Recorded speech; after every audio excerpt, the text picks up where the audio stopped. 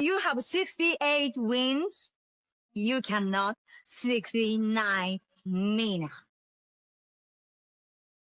Hey everyone, it is the center of attention, Brittany Brooks, and you are watching Simply Reliable Studios.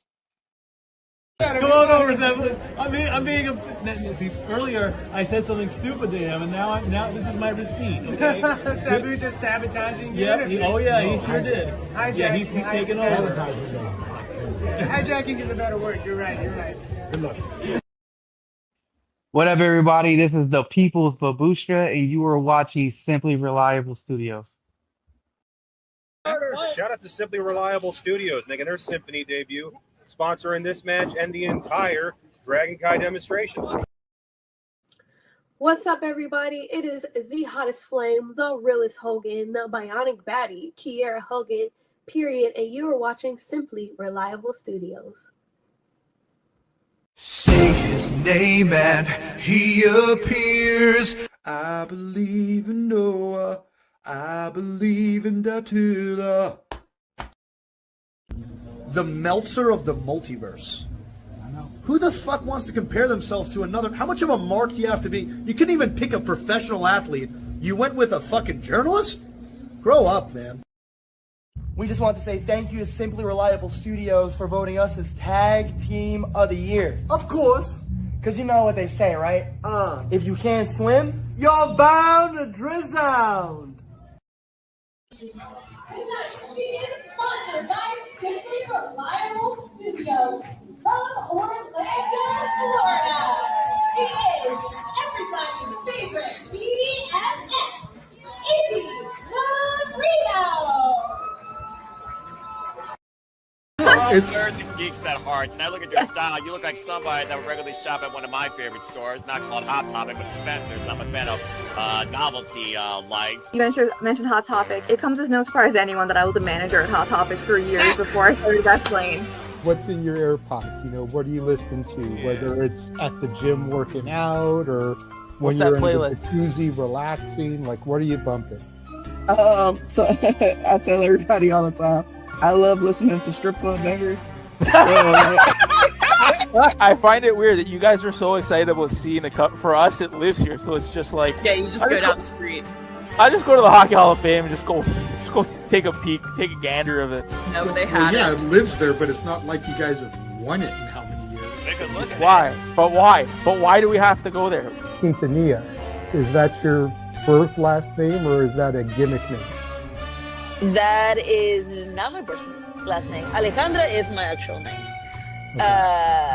Quintanilla, I'm also, I love music. I'm always listening to music. I'm always dancing. And I've always been inspired by the late Selena Quintanilla. That's where I got the Quintanilla last name from. I'm the referee and the coach, and I'm like, you stupid idiots, and I'm constantly yelling at the TV. That is Jeff every single week during football season. Since the mid-90s, he's a Cowboys fan. Oh, I'm sorry. That is every week. It ain't changing anytime soon, buddy. Is it your year again? I know it's coming. God damn it. It's always your year. Gymnasts and cheerleaders have like eternal beef with each other. Yes, they do. Yo, no, that beef is real. I know. Remember you saying that you're a huge Disney and Harry Potter geek? Yeah. What's your favorite Disney movie? Hercules, hands down. I grew up watching that. Yes. Like, it's the best Disney movie. I will fight anyone who tells me otherwise. So I got into AW, I was less than a year in. Okay. I was maybe like 15 matches in. And so at some point I was wrestling more in AW than I like did on the indies. And so I was like, okay, I'm going against these top names and I've proven I can hang with every single one of them, so I am top tier. That's how it all came about.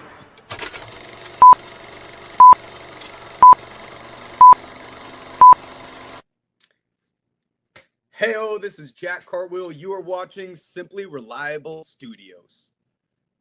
Get it? Got it.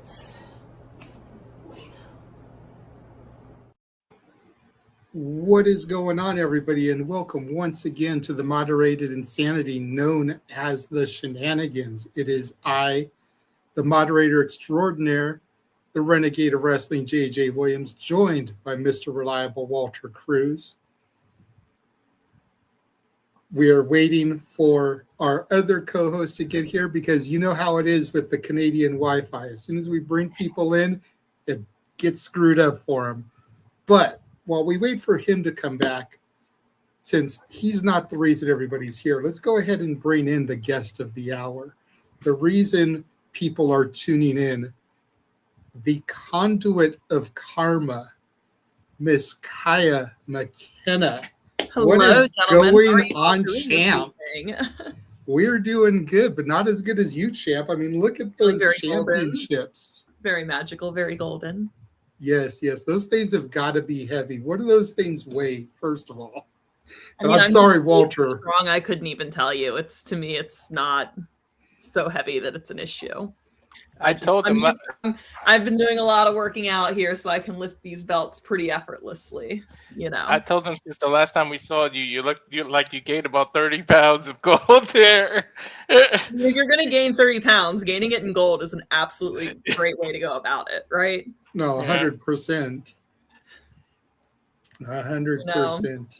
Had a very big weekend, winning both the Spark Joshi Pacific Championship and the Pro Wrestling Symphony Women's Championship as well, back to back. So very excited to make some defenses of both of these beautiful belts in the near future.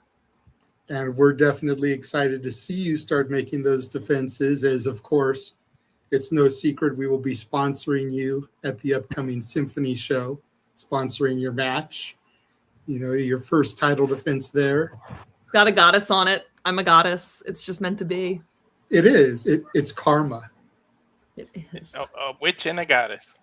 Well, I suppose Secret is hoping the third time is a charm for her, but considering that Freya could not beat me without her help and that she could not get it done in our triple threat, I'm not really worried. I mean, I've been watching a lot of her single stuff because, to her point, I have not had a singles match with Secret yet.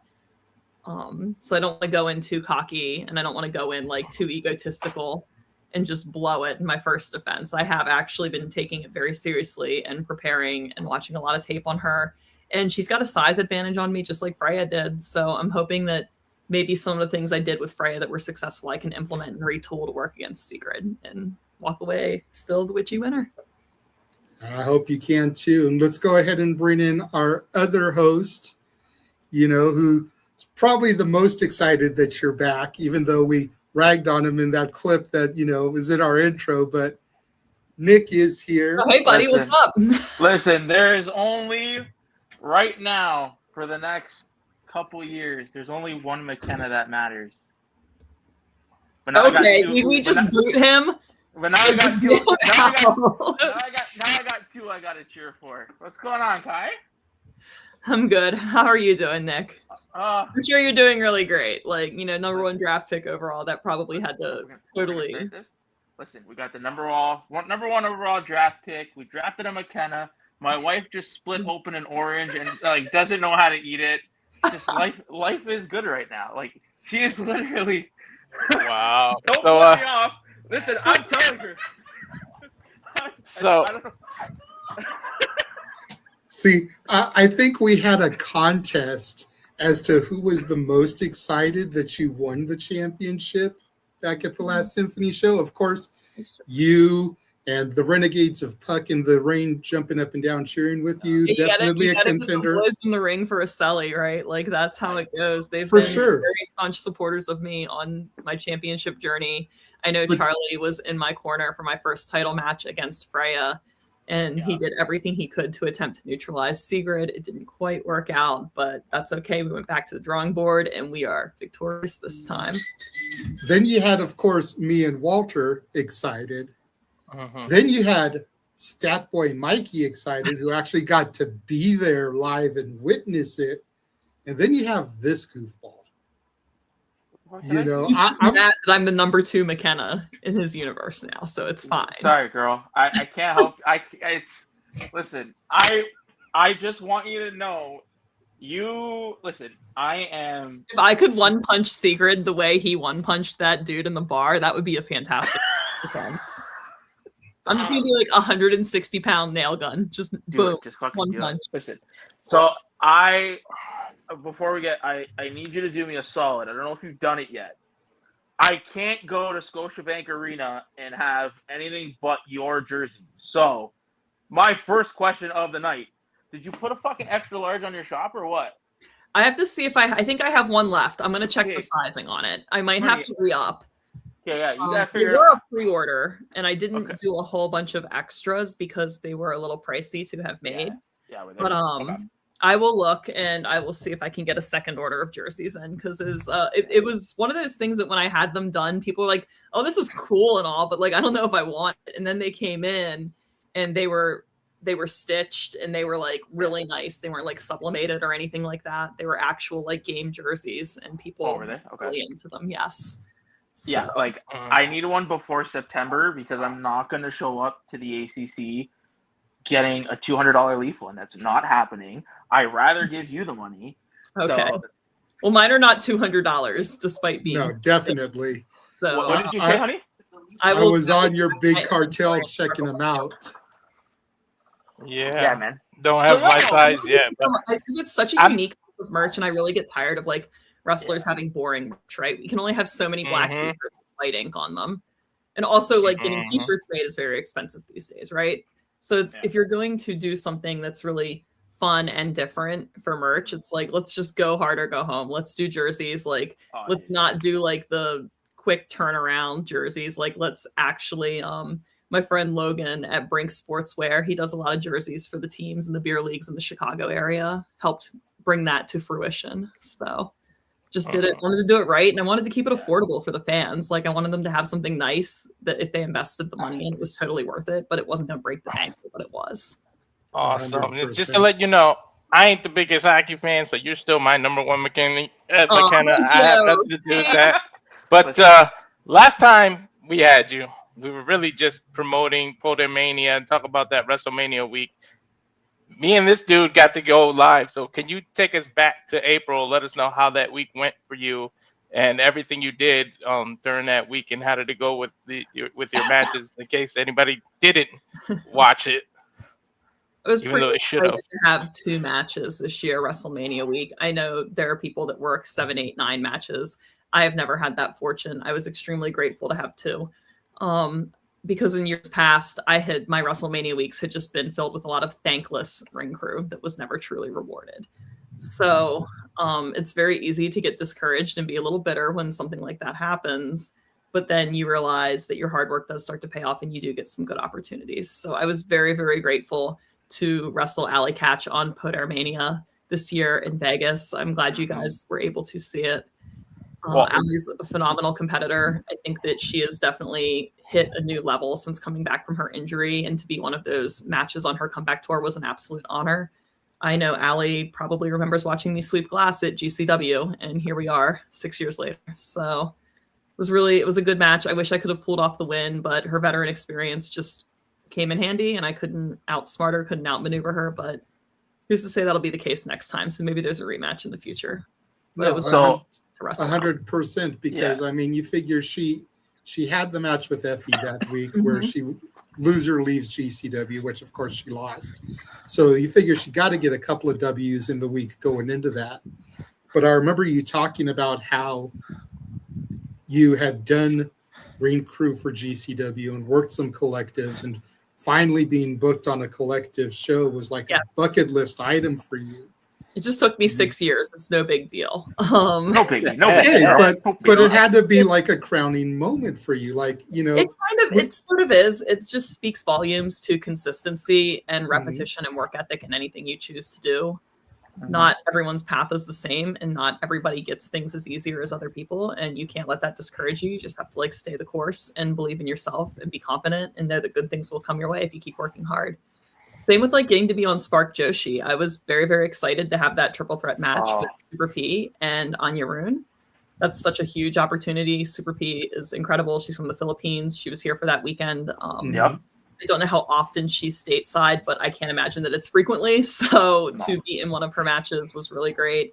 Anya's always a fierce competitor. She's very fun. very eclectic in such a creative way that makes having a match with her always a treat. And to be on Spark Joshi is always, again, like, you know, talk about like the honor of being on Collective, the honor of being on a promotion that uses some of the highest level Joshi talent on the market today and brings them to the stateside and creates opportunities for us American women, which is just, I cannot speak like highly enough of what CB does for us girls at Spark Joshi. She is absolutely incredible. And to get in the ring with people like, oh my God, like Hazuki was on the last Spark Joshi show I was on, like Rana Yagami was on the last Spark Joshi show I was on. So it's just to be on shows with that echelon of talent is incredible as well. So we have a hold on. Okay, hold go on, ahead. Nick. Hold on, Nick, because I love Kaia because she's kind of, we're on the same frequency here. I'm just medium. I'm sorry. No. It's good. It's good because I feel like we vibed good the last time. I'm always on my best behavior. No, man. Drop some F-bombs. I feel like we vibed good the last time. We vibed good in person. So I feel like there's an energy already, which goes to the witchiness. I had a couple of tweets screenshotted from you.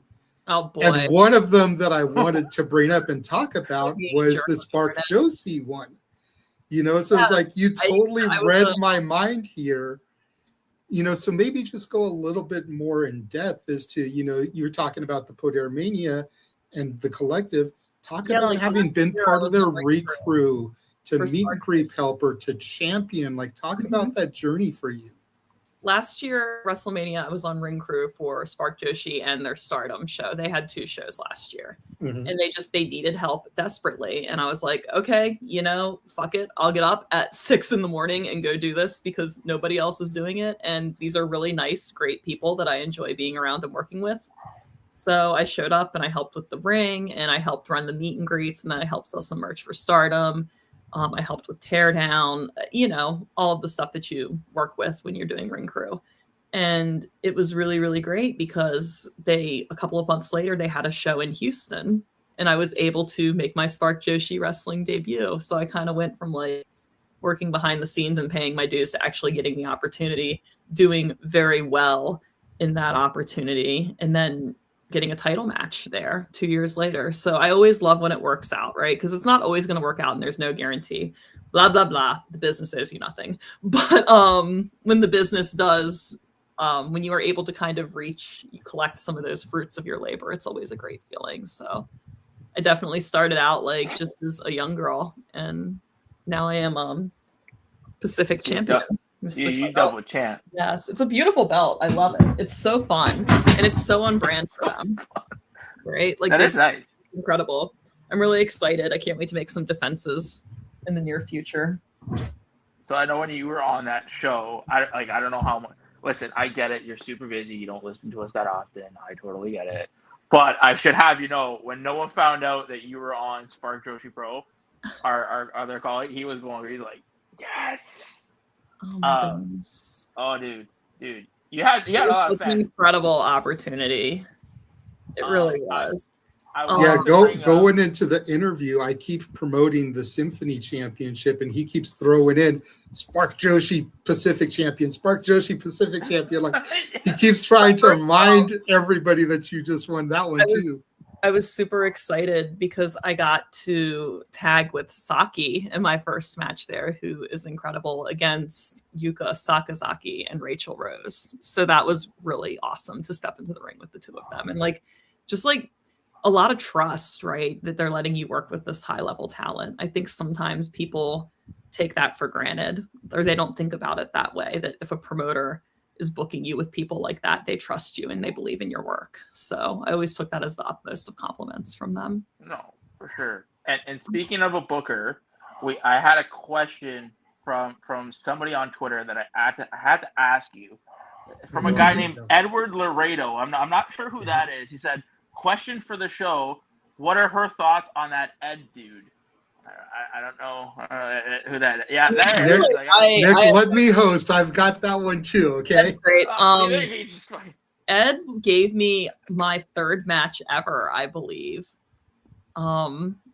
he ran a Podair show in Vegas. It wasn't even WrestleMania week. It was like in December of 2021, I think. I'm going back now. So he gave me my third match ever against this girl Estrella. I'm not quite sure if she's still working. I haven't seen her around in a couple of years, but she was great. And I was super green, but he was just kind of rewarding all the work that I had put in, helping him behind the scenes with his shows as well. And I have been a regular at the Podair Mania shows since. So Ed has always been good to me. He's always given me opportunities to get in front of the fans outside of his show. Like whenever he's had extra spots on his WrestleCon table, he's like, hey, Kaia, you know, I have nobody on my table from 4 to 6. Do you want to come like meet some fans? And I'm like, oh, absolutely. That would be fantastic. And that's very kind of him because those tables aren't cheap. So I've always appreciated his genuine support of women's wrestling like that, right? There's not, there are a lot of people that support women's wrestling, but like Ed definitely puts his money where his mouth is, like when he runs his shows, and he creates opportunities for us to get in front of the fans and meet people out there as well. So I will always be grateful for everything Ed has done for me in my short little wrestling career. 100%. Ed is a really cool dude. And, you know, the fact that he tweeted out about us post-Mania, calling me and Walter the unsung heroes of Podair Mania, just like really, that really resonated with us because he didn't have to do that. No, not at all. We didn't feel like we were anything more than, you know, the other fans that were there watching the show. We didn't feel like we were any kind of special. He drew really well. There were a lot of people there considering the time slot in the day. It's, you know, Wednesday in the afternoon on Mania week. And you're like, well, how many people are in town? And like, how many people are really going to show up? And I was very, very happy with how many people were there. And the crowd was very engaged and very vocal. And it always feels good when you're in the ring to see the fans that engaged and to feel their energy. It kind of energizes you and makes you want to really push to that next level at 2:00 on a Wednesday afternoon, you know? Yeah, so for real. And, you know, it was really like the kickoff to Mania. Like it was one of the first shows. It was definitely a good card for sure. I'm excited to see. Hopefully, I'm not quite sure what's going on with Mania week this next year because obviously WrestleMania is over in the Middle East. But well, they did announce that Stand and Deliver and AAA are going to be doing a show that weekend in New York. Yeah. So that may be where everything is this year, is in New York, adjacent to. Yeah, we'll just have to kind of see how it shakes out. I'm sure that it'll probably be very regional, which will be fun because then, you know, the problem with WrestleMania week, especially like being in Vegas, is like that's fantastic if you are a California or Vegas-based talent, but that is a very long trip if you are from the East Coast, the South, if you're from Canada. But I guess the same thing could be said when they run WrestleMania in Philadelphia and New York, right? Like that's not necessarily in favor of your wrestlers from like Texas or like the West Coast.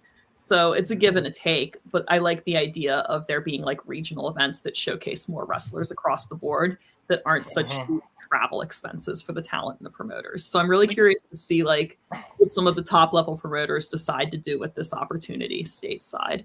Like I think we'll have different little pockets of shows that will be running. We told JJ and I both came up with the idea. We were like, if Tony Khan is smart, book that thing in Florida and invite all the collector, everything since WrestleMania is in Saudi, book it in Florida with AEW, have GCW, everybody run that same, you could run something that same week. Everybody's going to go there because nobody's really going to go to Saudi. Everybody's going to go to. I sometimes worry about those weekends becoming a little oversaturated, right? You can't be everywhere and it really splits the crowds. So the concept of like regional would be really fun for the fans as well, because then like you don't have to do long distance travel if you're not close to Florida, right? Or you're not close to Chicago or New York or like LA or wherever these places pop up. There's like a pocket of live wrestling that you can enjoy that specific weekend that is a reasonable trip for you to make. And it doesn't like oversaturate the market, right? Because when you have, I think it's wonderful that so many companies can run that weekend now. Like that's really, really cool. But when you have like 4 or 5 shows running in the same time slot, you can't be at every single one. And there's a finite amount of fans that I feel come to WrestleMania week, specifically for independent wrestling. And when you split that crowd and thin it out, no one's making money. Then people stop running or companies fold. And then that's less opportunities throughout the overall year. So I like the idea of it not being centralized, maybe being a little bit more spread out just because it'll showcase new talent. the fans can travel shorter distances. It won't split the crowds. People will still make money. Oh my God, there's a giant bug on my desk. Oh, I was like, what the hell is moving? Okay. No, I would be curious to see how it shakes out. And if they do choose to do a centralized independent wrestling weekend, like that will obviously be great as well. As we all know, those are always a good time. But I do think there is an opportunity to do something a little different this year. So we'll see where everybody lands. That was the biggest thing for Walter and I, is that there were so many shows running that we wanted to go to at the same time. And it's like, I don't know how some of the talent did it, because I know there were like some shows at the same time the talent was booked on both shows, and it's like, got to have their match be first on this show so they can get to the other show and have the match semi-main event or something, just. Well, the book, I mean, I always feel, I don't like getting into a whole bunch of like booking and politics when it comes to wrestling. But the other thing that I always found to be very interesting about those weekends is you do actually have all of the talent in one spot, right? Like we're all here, and you do see a lot of the same people on all the same shows. And I'm like, but you can literally get anybody you want and probably not have to eat a huge travel expense to have them. So this is a good time to like shake up the bag a little bit, right? Like, yes, reward your people that are good to you year round, but if you have access to talent you wouldn't have access to otherwise, like diversify your card a little bit. Like you can talk about like Ed's show, right? Like Ed did a phenomenal job of having a good mix of talent on his show that maybe you couldn't see at the other shows, right? It wasn't oversaturated. So I would really like to see, when the wrestlers are all central, I would like to see a lot of the promotions like branch out and maybe like shake the bag up a little bit more, because you have so many options. Not like you don't even have to book me, right? You don't even have to book me. You don't need to. You don't. But like if you have all these, I don't want people to think like, oh, Kaia's bitter because she has 9 bookings. It's like, honestly, at my age, I do not want to wrestle 9 times WrestleMania week. You go forth. But I would like to see just like a little bit more like diversity in the cards, right? As to who we're utilizing. Because then we don't have that hecticness of like people running around and all of that. It's very difficult too in a city like Vegas to get from place to place because it's not a small city. It's not walkable. They do not have good public transportation. So you're in the hot desert. And nothing is close. Nothing's like actually close to each other, right? Like things run at the Palms, things run at the Horseshoe, things run at the convention center. Things run at T-Mobile Arena, things run at the football stadium. Like you have people like out at Sunset Station. I mean, it is all over in the valley. You can't like get around easily, right? So that's something that as a talent you always have to account for too. Like, how am I going to get myself around to these shows, like, and be a responsible adult? Like, I'm taking all these bookings, but it still falls on me to make those bookings. This is why we need Stat Boy at every show. For her, just in case something happens. But Stat Boy, I need you. Or us, because Uber adds up after a while. Like I knew, y'all had to take Ubers to everywhere in Vegas. That must. Oh my God, this had to be so expensive. I rented a car for $300 for the week, like a year out, and that was like the best thing I did because I didn't have an issue getting anywhere. I did too. Rent a car. Literally, just rent a car. Do not mess with the Ubers if WrestleMania is in a place where you cannot walk it or have good public transportation, right? I see Nick has something he wants to say, and I have something I want to say. So I'll let Nick go first. Well, I'm gonna jump. We talked about, and we said since you've been if you're gonna jump, I'm jumping. Then let me go first because I want to piggyback on something that she said. Go for it. Because you talked about at your age. And I know you recently did an interview with Steve Macklin and Deanna Purrazzo where you talked a little bit about ageism in wrestling. Oh my God, I was written off from day one. I was asked who my favorite wrestler was. I said it was Dean Malenko, and everyone looked at me and they were like, how old are you? And I was like, 29. And you would have thought that I was like, I'm 29, like a little old biddy. And I'm like, 29 is not old. Like, you're not 29. Shut up. You're not 29. No, I'm not 29. I'm 30. Okay, thank but God. at the time I was 29. And I was like, I'm already being written off. What? At 29. Like, and it was wild because I was like, it's not like I showed up 29, like out of shape, never having done anything athletic. Like I play ice hockey for Christ's sake. Like I am like to think I'm pretty athletic. And Yeah. it's just like, well, okay. And then it's like it became a theme throughout like my training and my first 2 or 3 years of my career is like people just felt like I was not worth their time to invest in because oh, well, even if we give Kaia like the 2 or 3 years to like that it takes to get really good, like then she's gonna be like 33 and that's old. And it's like that is not old, dude. Like I'm just so sorry. That is not old. Like, yeah, okay, I'm an auntie or whatever the kids say these days. Like, but I'm not a chopped auntie. Like I can still do the thing. And it's very tough. It's very tough mentally because it's like you don't want to feel like that, you know? And it's hard to build confidence when all you hear is like you're too old, why are you doing this? Like you're not athletic enough, like oh that was good enough, like oh okay, like or oh well, why would we give Kaia opportunities on the card because like she's going to quit wrestling in 2 or 3 years cuz she's old, like we should give them to people that are like in their early 20s because then it's worth the development trajectory. And it's just a lot of bullshit, honestly. I do not think that age should have anything to do with you if you can perform and you look the part and you can still go, you know? There are plenty of other wrestlers. Like, being in your 30s does not mean you can't work and that you're old. Like, some of the best wrestlers on the indies are not, like, 20 years old, right?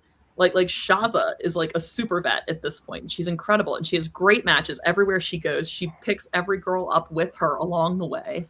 You know, like Lainey is now on WWE ID. She is killing it. Vert Vixen's incredible. Like there are so many women that, you know, just because you're not 19 doesn't mean you're not worth anyone's time. And I hate that mentality so much, right? I hate it. I just hate it.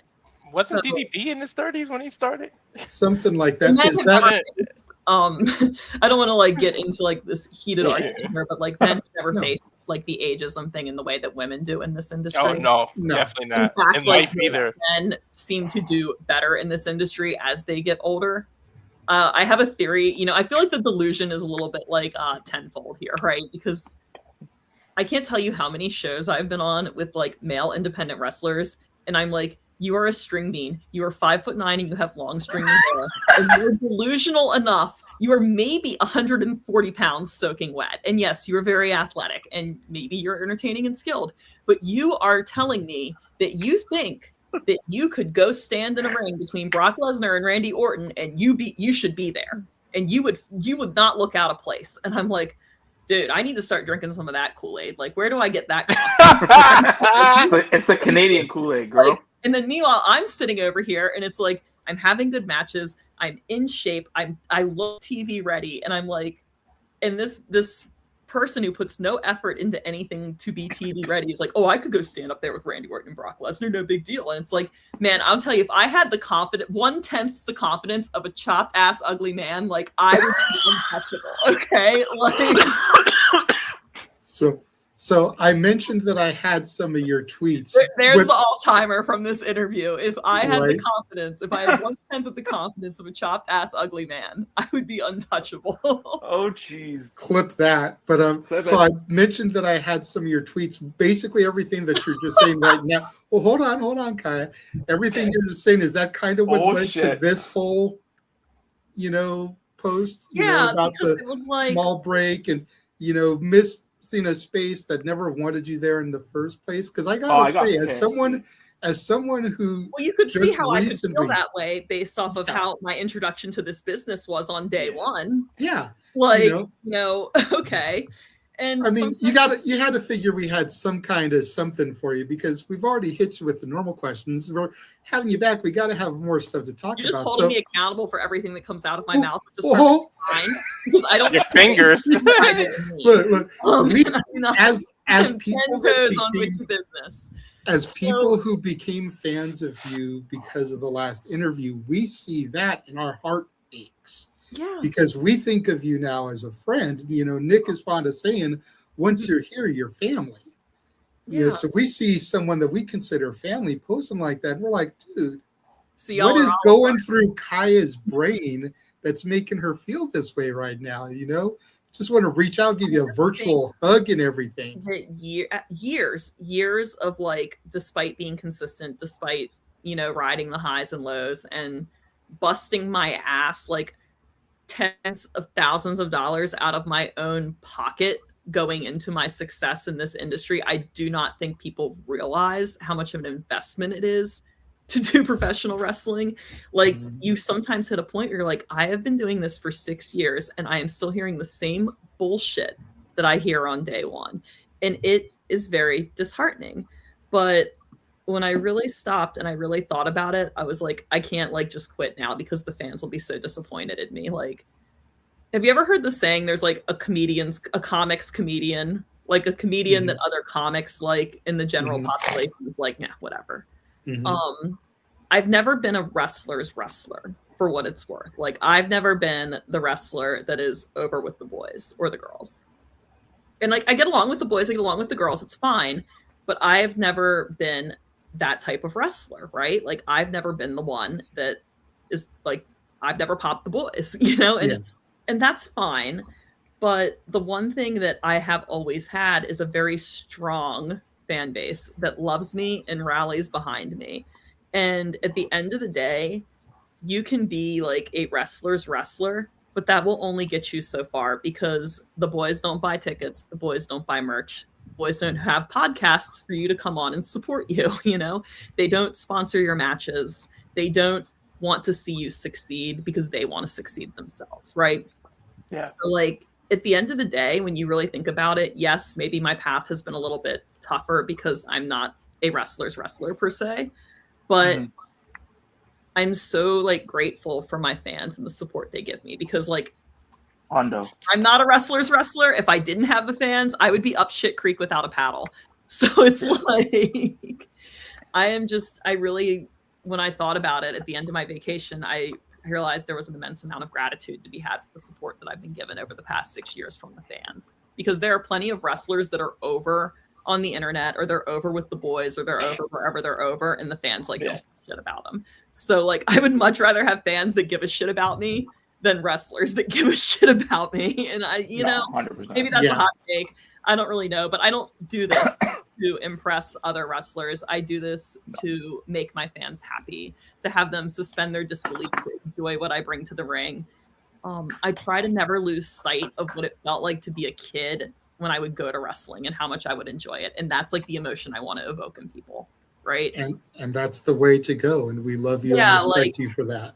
Yeah, it's like you've got to hit a point where it's like, you need fans. Like, the fans need to like you. Like, it's just, maybe independent wrestling is a little bit of a fishbowl, right? And because we're all around each other all the time, places we go. Like, I don't think people realize, like, if you were to go to like a WWE Raw, what percentage of that crowd do you really think has any familiarity with independent wrestling?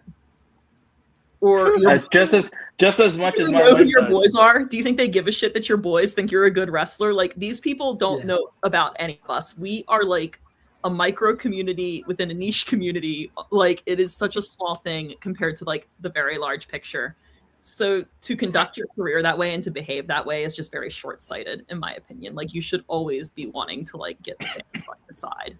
Yeah, I can attest to that 100% because as a guy who's big on independent wrestling, there have been a number of times where I've been at a Raw or a SmackDown or even a Dynamite, and I've seen a local talent independent wrestler and been like, oh, hey, what's going on? And started talking to them, and they'll leave because they know me, we're familiar. And somebody behind me will be like, who is that? And it's like, we were nobodies. It's like, that's so-and-so who wrestles for this company, who runs in this city. Like, go get familiar with them. So to your point, I'd say less than 5%, and that's being generous. That is being extremely generous. Maybe that would be a little higher at an AEW show, right? Because they have, some of their talent does work independent shows, and their fan base is a little bit different than the WWE fan base, right? Yeah. So maybe there would be a little higher percentage at AEW, but still, like, even out of those people, how many of those people are like, oh yeah, like indie wrestling, yeah, like John Moxley, like GCW, he worked for them, right? Like, that's the extent of it. Yeah. It's part of the reason why we started this podcast, to draw attention to those independent wrestlers and draw the attention to the people that are up and coming before they hit the real big times, and everybody jumps on the bandwagons. We like to say we were like the conductors and being on that train way before it got overcrowded. Oh yeah. But yeah, so my overarching point here is if you as a wrestler are more concerned with like wrestlers liking you, you need to like reframe this completely, because your fans are going to be what elevates you to that next level. 100%. Not wrestlers thinking you're cool, whatever. Yeah, no. You're 100%. right. Nick, we have stopped you so many times. Go ahead. Listen, well, first of all, don't say it out loud. Did you see my message? I did. Okay. So, one thing that I want to ask, and you can lie to me if it's true or not. Since we saw you, I remember that interview, and I'm pretty sure I said in 2026 we're gonna see your face on Wednesday night or on a Thursday night. Mm-hmm. She happened. It did. It was a big goal for me this year, was to get back to TV in some capacity, because I had my injury. I took some time off. I really focused on working independents to get back to where I needed to be. And then this past year, I was like, I'm just going to be an independent wrestler. I'm not going to concern myself with trying to do TV squash matches. Or, I mean, I know, and it's good. It's always good. And I'm always grateful for those opportunities, right? Yeah. But I was like, I'm really just going to hone in. I'm going to work indies. I'm going to work true indies, like Symphony. I'm going to work Action. I'm going to work Focus Pro. I'm going to work Pro Wrestling Magic. I'm going to work, oh my God, all over, right? But I'm only going to do like independents. I'm not going to even do like big tier indies. Like I'm going to really grind to make it as an independent wrestler. And that was great. And that was what I needed. And I still somehow managed to make the PWI Women's 250 without having a single match on TV or a single match. What number were you again? Large indie. What? 200. What number were you? I believe it was 200. But I didn't work any TV matches in that cycle, and I did not work for any super indies, right? Like I didn't have a match at GCW. I didn't have a match at Beyond. I didn't have a match at Dreamwave or any of these like really big top ticket places, you know? No. So I told myself that in 2026, it's like, okay, enough time has passed. Like you've not been to AEW in 5 years. Like you need to put yourself out there and try to get back to there, because it's good. It's good exposure for you, right? Oh, yeah. And it worked out so good for me. They welcomed me back. It was wonderful after 5 years to be back in that space. It's always a treat to see how this business operates at the highest level. And it was really cool. We did have a small match with Lena. Team Witchy Catch had a small match with Divine Dominion on Wednesday night. We lasted 2 minutes, right? It doesn't matter. Doesn't matter. You were there. Almost made it to 5. There, dude. There. Best laid plans. But then we also got the opportunity to have a match on Ring of Honor against Maya World and High End, which was really, really cool because we got to do a little bit more in that match. And that was really, really fun. So yeah, and it was a good confidence builder for me, because my first match on AEW, I was like 6 months in and I was very, very new and I was very nervous. And I don't think I did poorly per se, but I do not think I did well. And it was very hard. You know, it was like, that was a very hard experience to have that early on in your career, especially after how I started during the pandemic as well. And I really had to work very hard to build my confidence back up, to believe in myself that I deserve to be in places like that again. So the fact that I did it and it went so well was very, very crucial for my confidence for the rest of the year. So like I'll say it. And my wife's gonna call. You're gonna hear my wife say, "Pussy." I may or may not have shed a tear when I saw you on television, because I was like, "Yo, I fucking called it. She's there." I felt bad because I got there and they're like, "Who needs new promo photos?" And I was like, "Me." And they were like, "When were you here last?" And I was like, 2021. So, okay, this is gonna be 2 questions. Tier deal? You going back? I think that it's good to stay in the loop and stay visible with those sorts of opportunities, but I do not think that you should forego beneficial independent bookings to do them, because they are squash matches. And yes, it gets you in front of the right people and it's good to be in that environment, but you don't want to, well, I personally do not want to be known as the squash girl, you know, and that's the thing. Like, you know, if you're not actually out there doing your thing and you're getting a lot of TV time, but you're just doing a lot of squashes, it's like, there is a point where you have to be like, okay, like, how do I rebalance things? How do I reframe things? Yeah. So I was behind you that night. Back. I love every time I get to do it. I do it if it makes sense for my schedule. I reach out. So yeah, I would love to come back at some point in time when it makes sense for me to do so. There are people that go to crazy lengths to do extra work. Like I know people that will like fly across the country to do extra work just to be a security guard or something. And if that is your hustle and you have those resources to do that, like there's no one path in this business and that is your choice. But I do think that there is a point in time which you have to have a very realistic conversation with yourself and the trajectory of your career and what you could be doing with your time and your resources that would be more beneficial.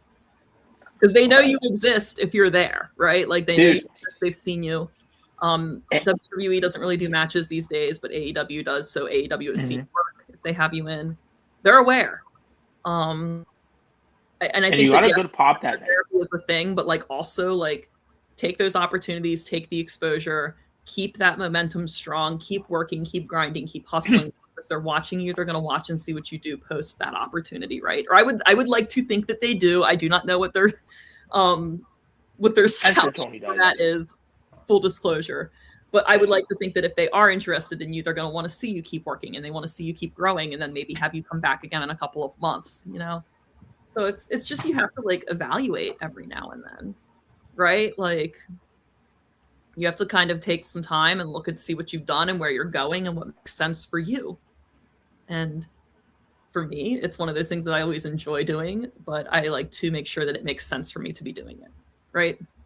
Yeah. And you had that night, you got a good pop. Like hearing it live. It was so fun.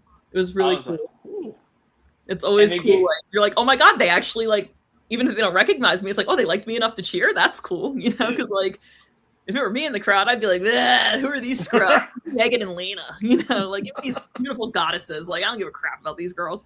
So, but no, it's always wonderful when the fans support us as local talent because it does make you feel less like a jobber. Well, and you had some action in there. Like you threw a couple shots, which was nice. Like it's not like it was a complete squash. No, I was like, I'm gonna go around a little bit and see what happens. Yeah, like if I'm remembering it correctly, you had some offense. You and Ali did, but you more so had more than her, I think, in that match. And then, like I said, the crowd was behind you. So I mean, I was also like a hometown girl. That taping was 10 minutes from where I grew up, so it was really, really cool. I'm probably the only wrestler to be a Salisbury, Maryland, like hometown person. Like maybe there are a couple more, but. Yeah, it was cool. I couldn't like for weeks after that because it's a small town. I would go to the gym to work out and like I could not get through a workout in less than 2.5 hours because people would like come up to me in the gym and be like, "Oh, were you at?" You know, no way. I don't mean to interrupt you, but I think you were on that Dynamite my kids 2 weeks ago, and I was like, "Well, yeah, that was me. I had a little match, you know." So then you have a conversation because it's always nice, right? But I was like, That's oh my God, awesome. I can't get through a workout. I can't get through a workout. It's like, it's finally tapering off, but it was really, really aggressive for like 2 or 3 weeks. I started having to go to the gym like very late at night because I was like, I just want to you're like talking for 2 or 3 hours in the middle of the day. No, that's awesome though. It's good to see that kind of success. Cool, right? It feels good. It's like, I don't want to sound like I'm complaining about that, but like it was cool for sure. Like that's fun. No, dude, like I said, you fucking killed it that night. It was great to have a good showing. It really was. Considering where I came from and my last experience there, it was really good to have a great showing. I was very happy and very grateful for it. How's the hockey going? No, it's all right. We're doing good. We're going to the playoffs here in a couple of weeks. We've got like 3 more games.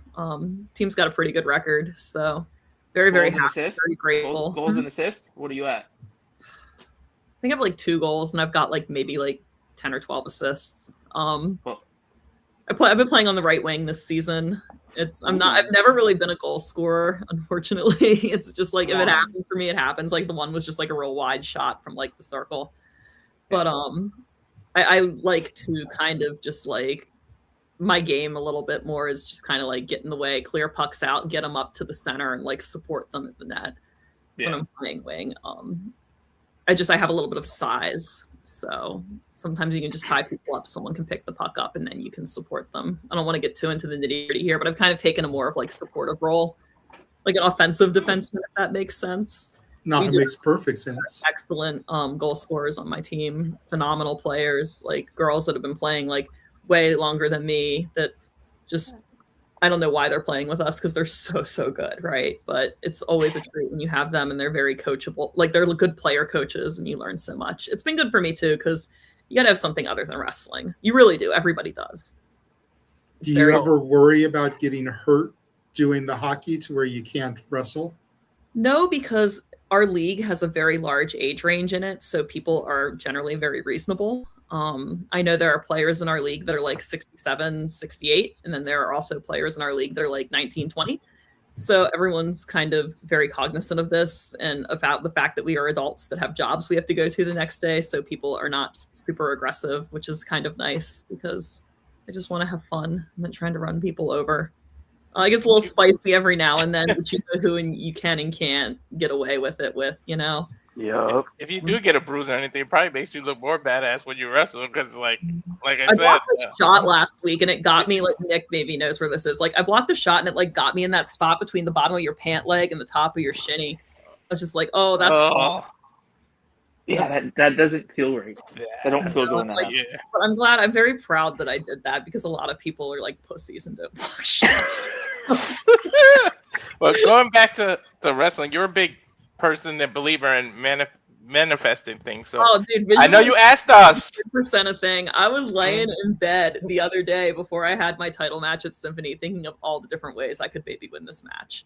Like I was like, well, if Secret does this, I'm going to do that. If Anya does this, I'm going to do this. Like if this happens, I can do this. Like I really tried to just game it, you know, be a gamer. And just we took your tips of playing and thinking and stuff, and that's how we got some of the guests we got. But who is it that you want to defend each title against? Manifest that. Like, who do you think? I know you asked us as fans, who should I defend this title first? But who is it that you, in your head, actually want to defend these titles against? Each one. I would love to defend the Spark Joshi title against Danny Mo. She's also had a lot of matches at Spark Joshi, so that would be a really fun, I think, face off. Two very different styles, size difference, experience difference. Like, she's actually one we really want to interview. I would also, you know, always be an honor to make a title defense at Spark against any international talent that they have on the docket. I would say beggars can't be choosers, but everybody they book in that sense is very, very skilled and would be an excellent matchup to have. Like Gypsy Mac, I would love to make a defense of that Spark Joshi title against Gypsy Mac. It is the Pacific Championship. She is a West Coast girl, so I think that there should be some West Coast defenses on that tenure for sure. As far as Symphony, I think that the women's title tournament that they held showcased a lot of really good, strong talent. And I would like to maybe offer some talent, some opportunities to those girls who like got screwed along the way by heels. You know, someone cheated, they didn't get their shot. So I would love to make good on some of those promises. Like even Sigrid is entitled to her title shot because, you know, she's not had a singles with me. She, you know, wasn't the one that got pinned. That's a very valid statement. And I am, if nothing, a benevolent goddess, and I totally intend to make good on her wish to have that singles in the next 2 weeks. 2 weeks. Damn. You read my appetite. I really want you and Danny Mo now. Now that you said that, that's what would better. Danny, it would be really fun, right? I just try to think of like, oh man, I would love to make like a title defense against like Alice Crawley to get out of my head, Kaia. In the title tournament, and it was an incredible matchup.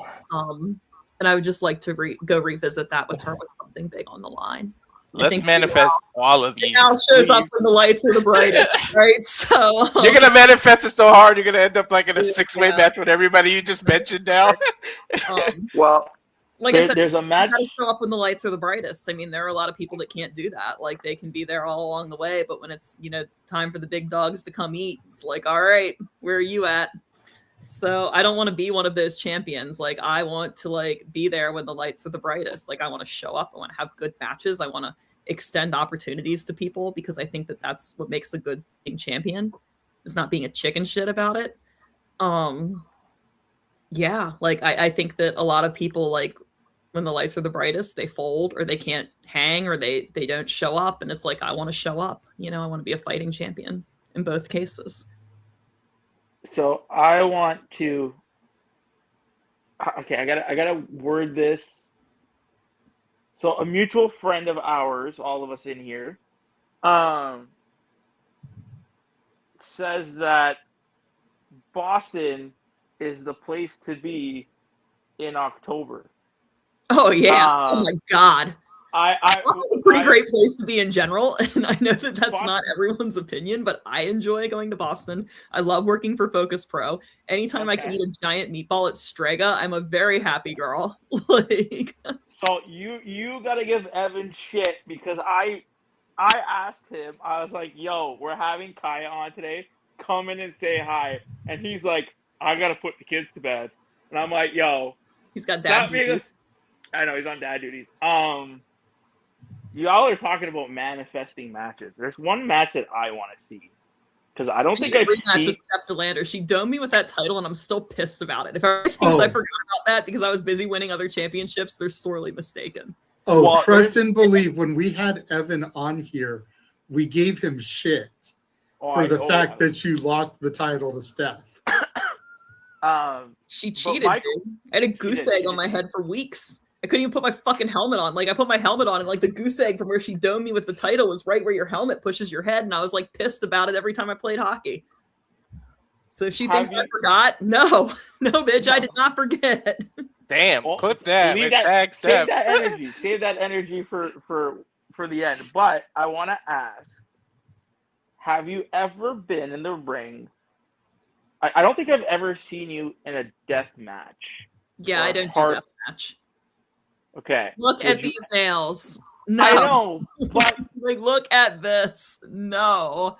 I love watching deathmatch. I think it's incredible. I love watching, like, oh my god, like I think one of my favorite deathmatch wrestlers was like Alex Colon. Like, it was incredible, right? But I'm manifesting a match. I don't know. Hopefully, it happens one day. There is a certain wrestler from a different promotion that uses chains as the ring ropes. Oh yeah, like ICW. That's fun. Would you ever get into the ring with Angel Metro? Absolutely. I would absolutely love to wrestle Angel Metro, and I think that it's really unfair to kind of like stereotype deathmatch people as always deathmatch wrestlers because Angel could go in any situation she was in. Right. Phenomenal worker across the board, right? So I would love to get in there and mix it up with Angel. I think that would be so fun.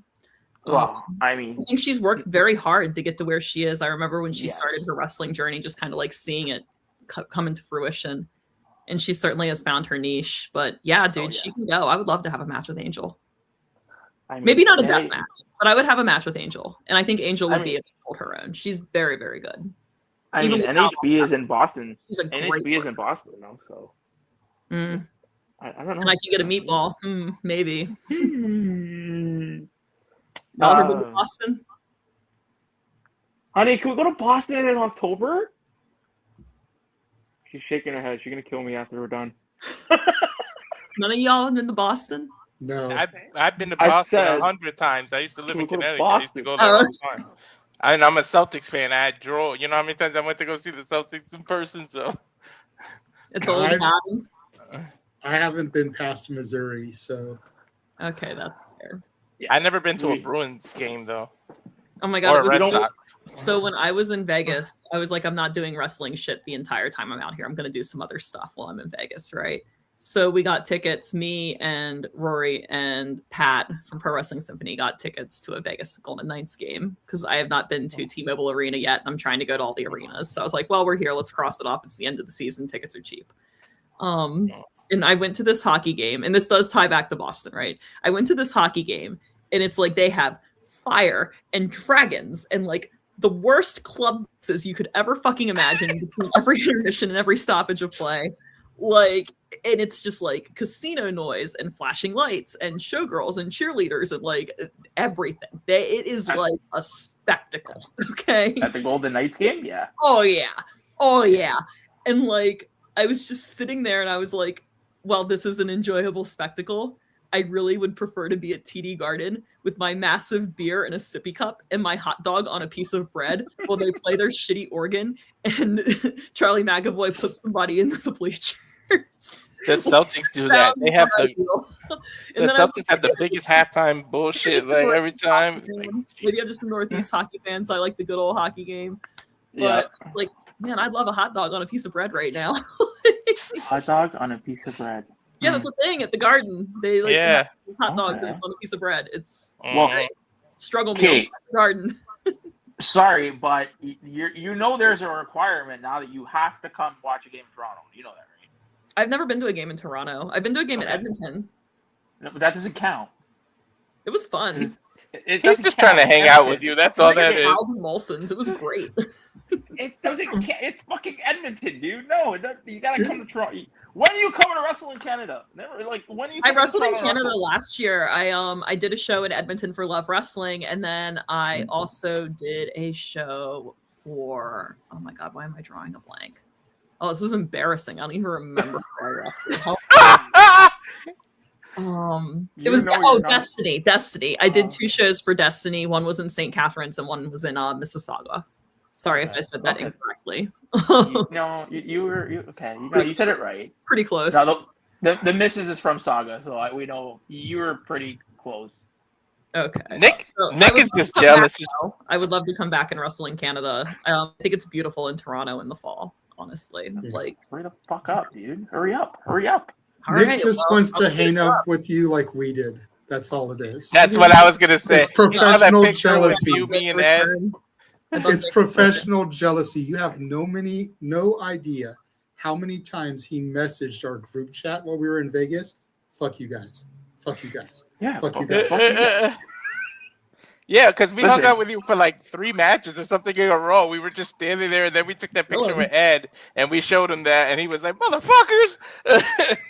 Are you shuffling hockey cards? No, they're not. Oh, you're not. Oh man, he's like, I don't have paper. Sorry. No, that's my Yu-Gi-Oh cards. That's his little like tick he has. He shuffles Yu-Gi-Oh cards while we're talking. He shuffles boy paper. Yes, leave it. Listen, don't worry about my boy paper. You figure out a way to get that jersey on site, okay? I need it before preseason. Sounds good. Yeah, it's like I'll we're get kind it of in the trenches for sports right now. I mean, SummerSlam is this weekend. It's going to be phenomenal. I'm not going this year, but I'm excited to watch. Coach got a big match. Can't wait to see that. I was just going to ask, what match are you looking forward to this weekend? Is it Seth and Roman? Absolutely. Oh my god, yeah, like all-timer. It's an all-timer. Like, can't wait. Absolutely. See, a lot of people are just like shitting on SummerSlam. A lot of people just like need to get over it. Like, just enjoy something. Like, oh my gosh, like, just can you not enjoy anything? Like, well, have you seen the people about Redemption this past weekend? No, I haven't. I try not to go terminally online. Are people upset about that? Oh god. Oh god. That's okay. Something will happen Monday for them to be upset about. No, they're gonna ride a high for something happened today that people are gonna ride a high, but I'm not gonna spoil. Oh yeah, I saw like yeah, I don't know spoilers. I saw Motor City came back, which is amazing. Good for them. Yeah, dude. That's not she goes. She spoiled. That's why I said I wasn't gonna spoil it. I mean, all you have to do is open the Twitter machine, and it's like, oh, okay, shit. I was going to say something did happen on Monday that people were hating on, the Joe Hendry Danhausen thing. You know, I really just think there's something to be said for learning to enjoy things, and it's okay if not everything is for you. There's plenty of stuff that's not for me. I don't need to go complain about it and waste my precious energy. Like, I would rather focus my energy on things I enjoy, or finding enjoyment in things, like finding enjoyment in Joe Hendry and Danhausen. I do want to shout out Oba, because Oba took what could have been a disaster and a mistake and corrected it right there in the ring. The security guard he had like over rotated for the power bomb, and instead of going through with the spot, he kind of saved him and like reset it. Being a professional, honestly, good for him. You should always be professional and always lead with safety. That's just my opinion. I do not think there's anything in the wrestling ring that is worth injuring somebody for because you just had to do it. There's nothing that anybody just had to do. Yeah, how was that split with you? Because you should be professional and protect each other. It's just wrestling. Is that a conscious fight within yourself? Because in wrestling, you always got to protect your opponent. No, you got to be not. safe. But you're also a hockey player. So it's like, is half of you like, damn that? I mean, even in hockey, there is a way to body check somebody that is correct. It's actually similar to a shoulder tackle in wrestling. That's why I just run through people on shoulder tackles. Why, dude? I don't want to play against you. I just don't. If ever somebody gonna get hurt, the shoulder right in the logo of your jersey. Watch me. Are you gonna take my idea and make your broomstick Bring to the witch a hockey stick, but it's a broomstick at the same time?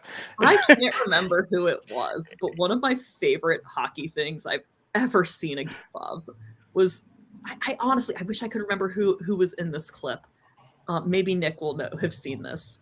Somebody went to just plow someone in the corner, because that's where you get plowed. And it was like a very large hockey player and I don't want to say small, because honestly, like being 5'10" or 5'11" and 180 or 190, you're not a small dude, but in hockey, you're smaller. It was a smaller dude. And the guy like looked at him and just like went to his belly, just went flat. And this guy just went right into the glass, like head first. Like, and it was like, you know what? There is no rule saying you can't just drop to your belly and not get hit. Like, I mean, that's really smart, especially if you're small. Right? It just popped me because I was like, well, there's no rule saying you can't do that. Like, you can't like get on your hands and knees and knock someone ass over a tea kettle. You can't submarine them. But like, there is no rule saying you can't just go flat on your stomach and like not get fucking killed. Yeah, but belly flop on ice? I don't know how smart that is. Well, the guy was coming out. I think I remember who you're talking about. I just don't know. I don't know who exactly. Was it Jacob Trouba? Was the Trouba train coming in hot? Yes. I don't know who the smaller player was, but I just remember he like kind of dropped and like ducked and like the guy just, and I was like, you know what? Respect. Like, you didn't have to take that hit. Like, respect. It's gonna bother y'all now when y'all don't remember who it is. Right. I'll probably message you randomly like, it was fucking this person. But I was like, no, you're right. It's like finding a way around the rules, right? Like, oh, okay. I mean, well, it's true. I mean, listen, it's either you taking a hit to make a play or you get out of the way, right? Like, you just get rid of the puck, hope for an interference call at that point. But yeah, but I think the refs are too smart to call that. Yeah. So you're excited for Coach's match. What about the undercard? Is there something on the undercard you're looking forward to? I'm gonna pull the card up real quick. Please don't judge me. No worries. Just because like I can't remember like what's on which night, No. Oh yeah. Totally get that. They just dropped it or something about who's on which night. Yeah, they did that on Monday. I'm looking real quick. Nick Aldis. I forgot Nick Aldis is having a match against Gunther, and I actually really want to see that. I think that's incredible. Nick's awesome. Yeah. Gunther's obviously an animal, so that'll be great. I think that'll be like a low key, like sneaky good match. 100%. I mean, I think people know it will be a good match, but I think it'll be sneaky in the way of like how good it will be. Really, I think be Nick Aldis in a WWE ring. I think it's a tale of two sides to the coin, right? Because a lot of the WWE Universe fans like have no idea about who Nick Aldis is other than a general manager. Like we were talking earlier about the percentage that's familiar with independent wrestling. Mm-hmm. Like there's a lot of the people that don't know about the NWA Championship run and maybe don't know about the Impact World title run. You know, and they just think this general manager dude is about to have a match with a guy that's known as the ring general, the career killer. He's a big dude. Like, and then there's the people like the fans in this room, and maybe the ones watching in the chat that know who Nick Aldis is. That's like, okay, if Nick Aldis has the rust off him, this is going to slap. Like, this is going to be a banger of a match. But then you just got that section of the fans that's like, general manager is going to wrestle Gunther? I think there's some fun matches on this card, honestly. 100. Like, I think that Sammy and Finn will have a great match. I think we all know that. And Chad Gable is awesome because it's just two wildly different styles of wrestling, but two very skilled individuals. So that I almost guarantee that Nick and Gunther have been working with each other for the last like 4 months in that ring, knocking his rust off, like after the fans leave or before the I fans don't know come how long in. it takes to knock rust off. Some people like bounce back very quickly, like a week or two, and they're good to rock and roll. It just depends. Nick's obviously in incredible shape still, so I don't think that it's probably going to be too much of a leap for him to get back in the ring. Well, we always hear as fans that there's a difference between being in shape and being in ring shape. Yeah, I mean, I think that honestly, like, what it really comes down to is like, if your legs go, you go. Like, I know that's nuts. I've noticed it. Obviously, in hockey, it's a thing. I've noticed it in wrestling as well. Like, most of the time when people are blown up, it's because their legs are done and they just can't get up. They're cooked, So just like really. Bag skate. Bag skate. Yeah, it's like you've got to make sure that when you're training like an athlete and you're training for athletic movement. A lot of people come into pro wrestling not from athletic backgrounds. I mean, a lot of people do these days, especially with like WWE bringing in athletes. But on the indies, how many people in the indies are really coming in with a very strong athletic background? So it's, then they're like, oh, well, I got to get in shape. I'm going to lift weights. I'm going to strength train. I'm going to get muscles, upper body business, brother, right? So they start doing all of that. And then they don't have any mobility. They don't do any plyometrics. They don't have any like acceleration, rapid deceleration, like redirection ability. And they have a lot of injuries. Or you just get gassed in the ring because you don't know how to like push through hypertrophy, push through the burn, how to breathe, how to create recovery for yourself. So yeah, I think it's a thing. I don't necessarily think it's a ring shape thing as much of it is like, do you train like an athlete type thing? And I think a lot of people just do not train like athletes. To their detriment. You should. It's also like a lot easier. Like, I mean, it's hard, but it's like there's a lot to be said for like just jumping around. Plyometrics. Well, we just had Jeffrey Johns on the channel too, and he even said the same thing. He was like, I changed out because we talked to him and we noticed that even he was moving a little differently, a little bit quicker, a little bit better. And he said the same thing. He's like, I changed my entire workout routine, and I'm doing so much better in the gym, and I'm just fucking killing it. And we're like, yeah. So I mean, what you just said is kind of wrestling's a lot of athletic movement. Like, yeah, it's a lot of strength, a lot of power, and it's a lot of cardio, but it's a lot of like very athletic movement in a very small space, right? So yeah, it does. I mean, I'm not a personal trainer or a certified athletic trainer, but in my opinion, I think that it would behoove you to like do a little bit of jumping when you work out. I mean, you just have 2 championships to prove it. So I mean, right? Last everybody, gas in the tank. You need a third. Evan.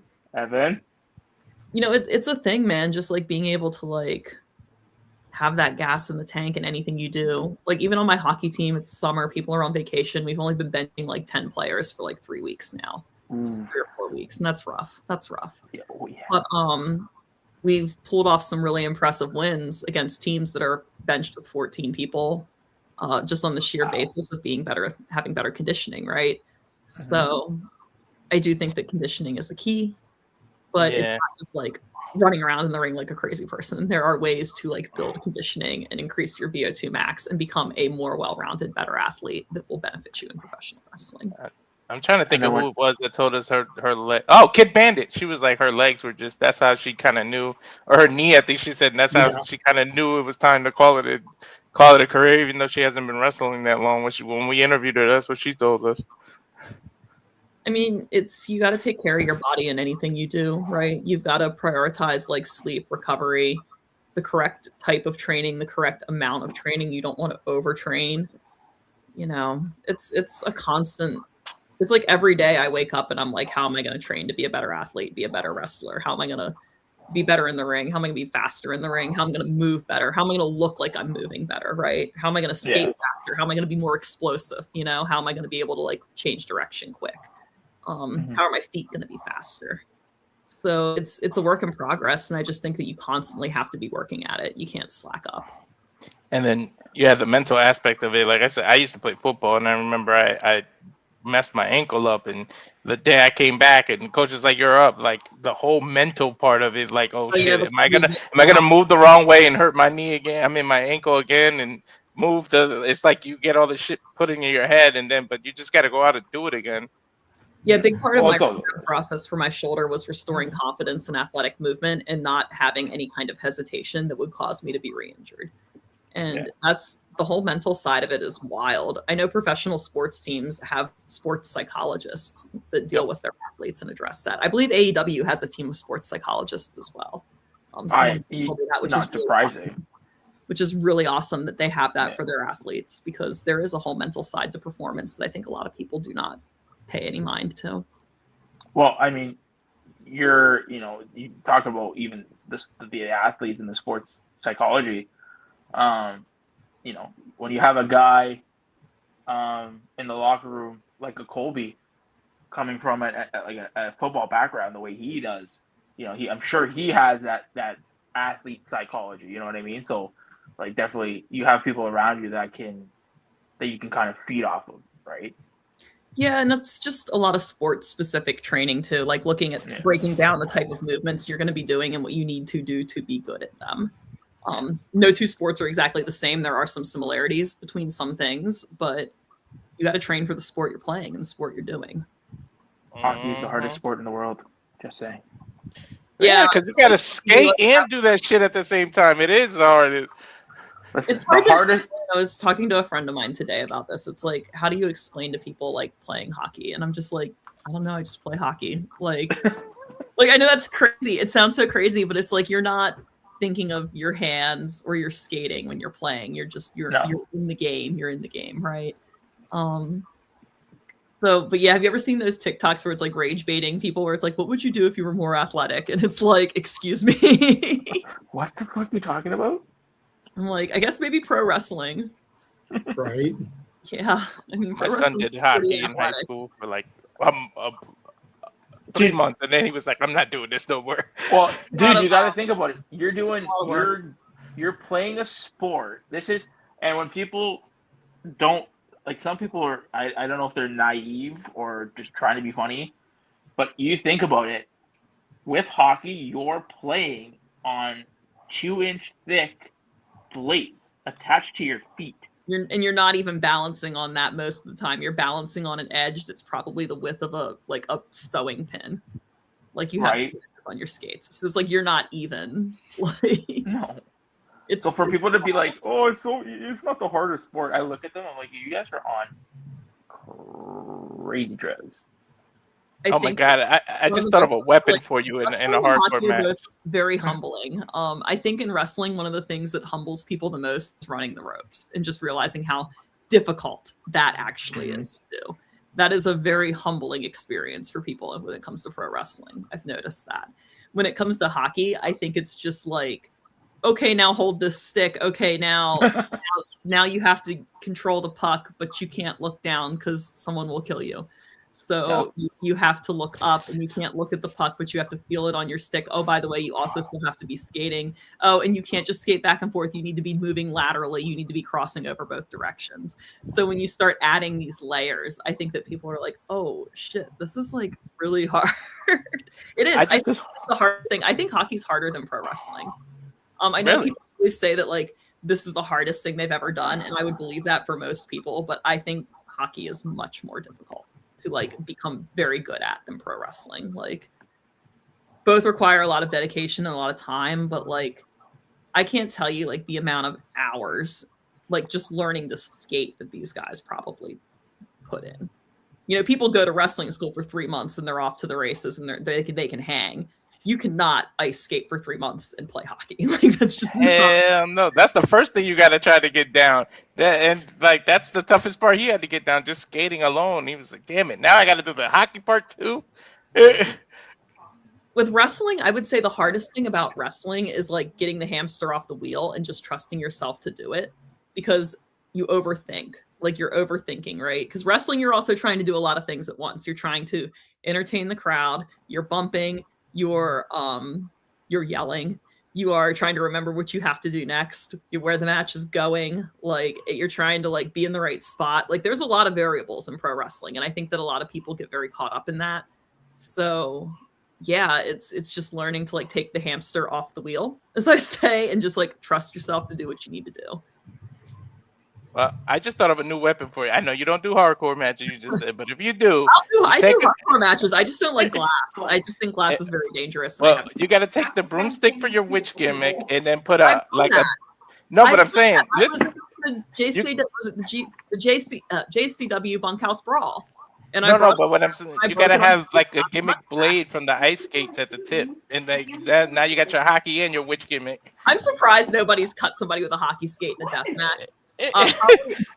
I would imagine that A, it doesn't really go in the line with most people's gimmicks. B, hockey skates are expensive, and C, that blade is very, very sharp and very dangerous, and you probably would have a difficult time gimmicking that blade. There's got to be a way to gimmick it though, and it'll fit you perfect on the end of a broomstick. Yeah, it will. Probably could just put clear tape over it, but people would see that. Yeah.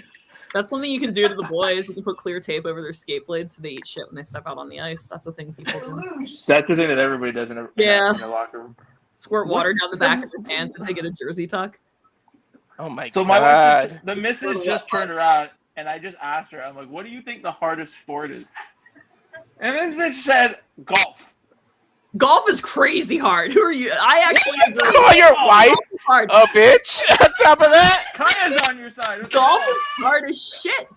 Like, it is like something like even like PGA level golfers only have like a 1 in like 60,000 chance of getting an ace. And that is like with skill and training and rangefinders and everything. Like, there are guys on the PGA tour that have never hit a hole in one. Like, golf is diabolical. my sister-in-law could play golf. I can't. I don't think I'm it's too physically loud. demanding, but I do think Yeah. it's extremely difficult to be proficient at. I do not think it's as physically demanding as like pro wrestling or hockey. I would say the hardest sport is probably boxing because you're literally just fighting for your life. Like boxing's crazy. I think boxing's probably the hardest. And then I would say either hockey or gymnastics. Like gymnastics. Gymnastics is not hard. Stop it. If I'm being honest, I did boxing and MMA. I had a harder time doing MMA than boxing. Yeah, I mean, any kind of fighting, I think, is the top, like the hardest. You're literally fighting another human being. But as far as like athletic skill, I would say like ice hockey / figure skating, I guess, or Figure skating. gymnastics. Yeah. Gymnastics is very difficult. Gymnastics is not hard. You guys are okay. Well, you get on that beam and do a perfect little 360 varial dismount. Yo, I do that shit. Yo, Your honey, floor don't I do routine. 360 variables in my sleep? I'll say this Your though, in terms of routine for us. in terms of transition into wrestling, I think a gymnastic background, Oh, yeah. a football background, Or or an amateur wrestling are the two best things to be good at Oh, to yeah. transition to wrestling. You know how much I've been shit on in this business because I'm not a gymnastic background person, and I don't do flips. Like, I will have a perfectly fine match and people think I suck because I can't do a flip. Like, it's a thing. It's crazy. Yes, I think having a very acrobatic athletic background is absolutely an advantage in pro wrestling for sure. That is a huge advantage. You will also get over very quick if that is your background. That people love it. I think that's why they started the NIL program. Yeah. Oh yeah. And a lot of those girls are they're like cheerleaders, gymnasts. Yeah. Like Sol Ruka was a gymnast, right? And then yeah, she was. Ada Parker was a volleyball. Is it Kalani Jordan? Was she a gymnast as well? I believe so. Yep, That girl she in the was. Indies, Rachel Lay, she was a gymnast, and she does some really, really cool things. She's in our intro. Yeah, we interviewed. She told us about that. Yeah, that's cool. So yeah, I definitely think that being a gymnast or a dancer of any kind or cheerleader is very advantageous to pro wrestling if you were a female getting into this sport for sure. Ready? Okay. And believe it or not, I think having MMA backgrounds, I think is a little more difficult because you're so used to having to go out and beat the out of your opponent and hurt them to have to learn how to. I don't want to, I'm not using that word, but to learn how to kind of hold back is difficult. You look physical, which is also I hate fluffy wrestling. I hate when I want to say this shit's fake. Let's not remind people.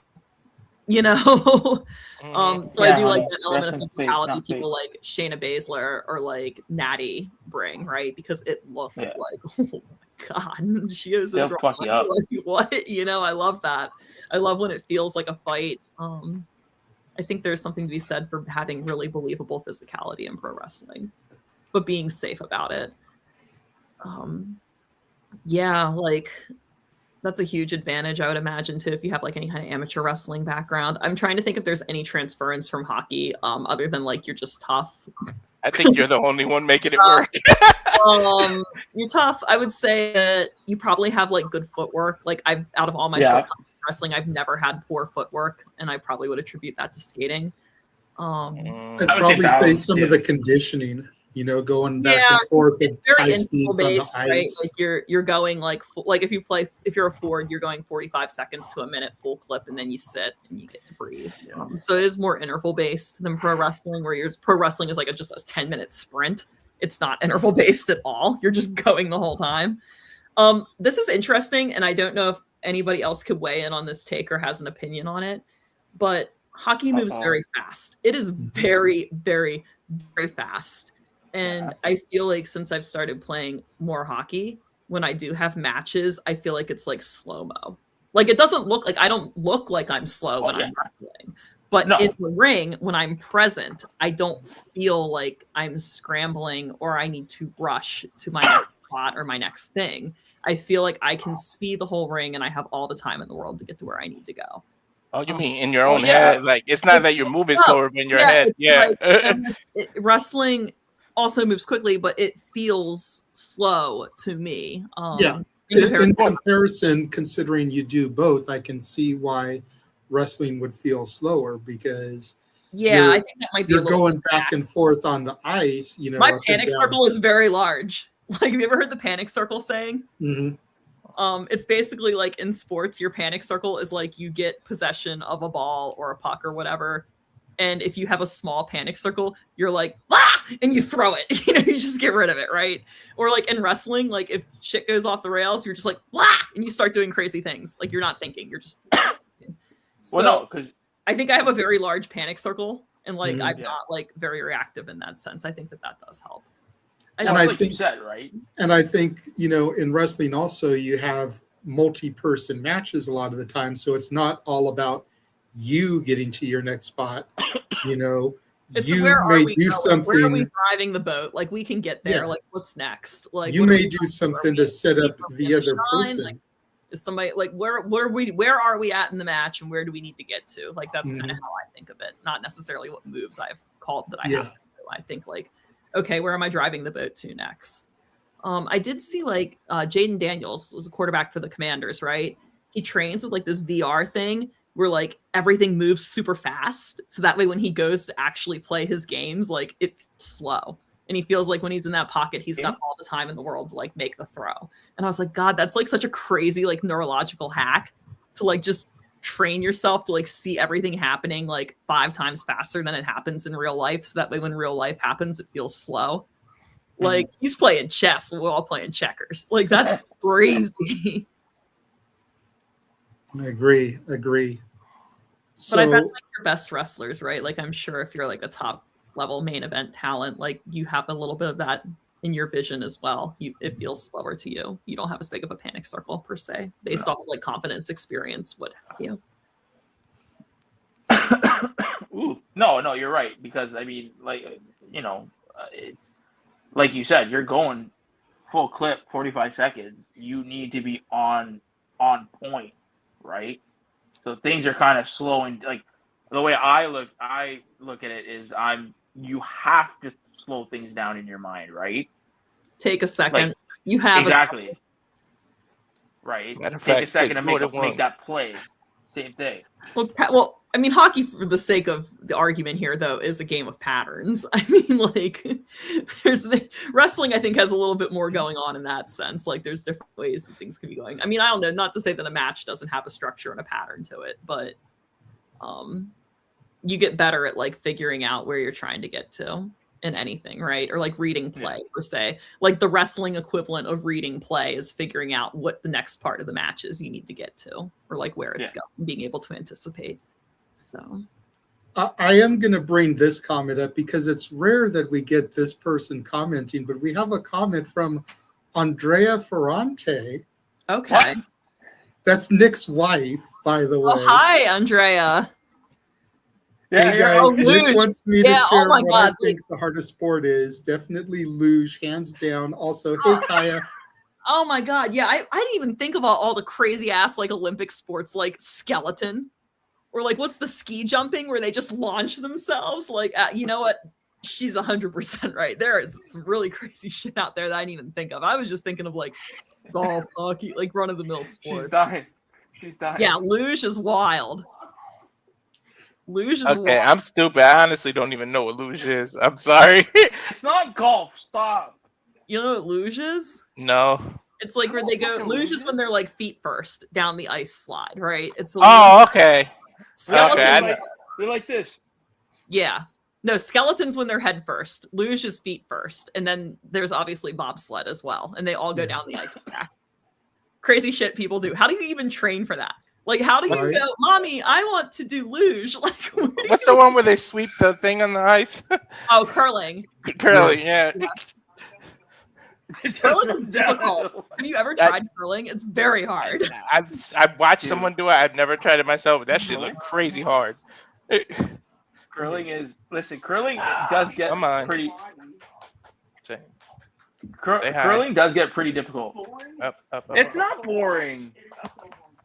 Oh my God. Anyway. Gotta love the side commentary here. We're just like debating sports and their difficulty now. Hey, I love it though. But I will love say, it, like, though. golf is enjoyable. You don't have to be good at golf. Okay, bye. Like, I don't think I've ever like had like under 100 strokes in a game. Like, I'm not a good golfer, but golf is enjoyable. So You gotta find the hole. Yeah. I can't shut up long enough to be a spectator of golf, so I can actually like watch. No, I can watch golf on TV. Like, oh yeah, yeah, I can watch golf on TV. I don't know how people like, oh, it's so boring, and I'm like, but it's beautiful. Like, it's so scenic, and like if you understand golf, it's like it can get a little bit like tense at times. Like, I don't know. Maybe I'm just like old Kaia watching golf. Get off my lawn, kid! There's that kid from Auburn that just like dummied all those fools. Like he dummied Scotty Scheffler and all of them this past weekend in that big tournament. Oh my God, it was incredible though. Oh, can't remember anything. I'm tired. What tournament? Yes. Well, I was gonna ask. This is gonna be a simple question. How are you? How are things? How are you? How's that should have been the first question, dude. Jackson I know, but we got right Jackson into it. Koivun, that's who it That's was. always my first question when I'm hosting. That's supposed to be your first question. I know. I'm doing great. Honestly, I'm doing great. Again, like I always say, it's important to have a lot of things going on in your life that are not just wrestling. So my life is very full. I am an auntie to a 2-year-old nephew that I love. Obviously I have my hockey thing going on. Work has been busy, but it's great. It's always fun to like be able to work, and I do graphic design, so that's great. Love I have a work from home, no people job most of the time, so I can just put my headphones on and do my thing and zone out. I get a lot of people exposure through wrestling, so it's nice to like not have to deal with people during the week most of the time. Easy to make gear. No, things are going really well, and I think that it's just a big part of that is just always remembering to be like mindful and be present and not like get caught up in all the minutia that doesn't actually matter. Like as you get older, like one of the things you realize is how little most things matter. So not everything feels like this crazy thing. 100%. You need to. It's very simple to say, but it's even easier when you get the hang of practicing it. But just pick your battles. Dude, ain't no sense in getting worked out there's not about a single something. person on the internet that is worth fighting with, in my opinion. I love spectating people being crazy on the internet. Like, I will doom scroll for hours reading people being crazy on the internet. No desire to contribute my 2 cents to any of it. Yeah, the less that you worry about trying to change things that you have no control I don't over, reply the to better. anybody. Like, I can put my opinion out there and people will weigh in on it, and that's fine. I don't need to reply to them and get into it. It's like, cool, I'm glad you shared your opinion too. I don't need to fight with you about it. Like, And some people don't share their opinion and expose themselves just as much.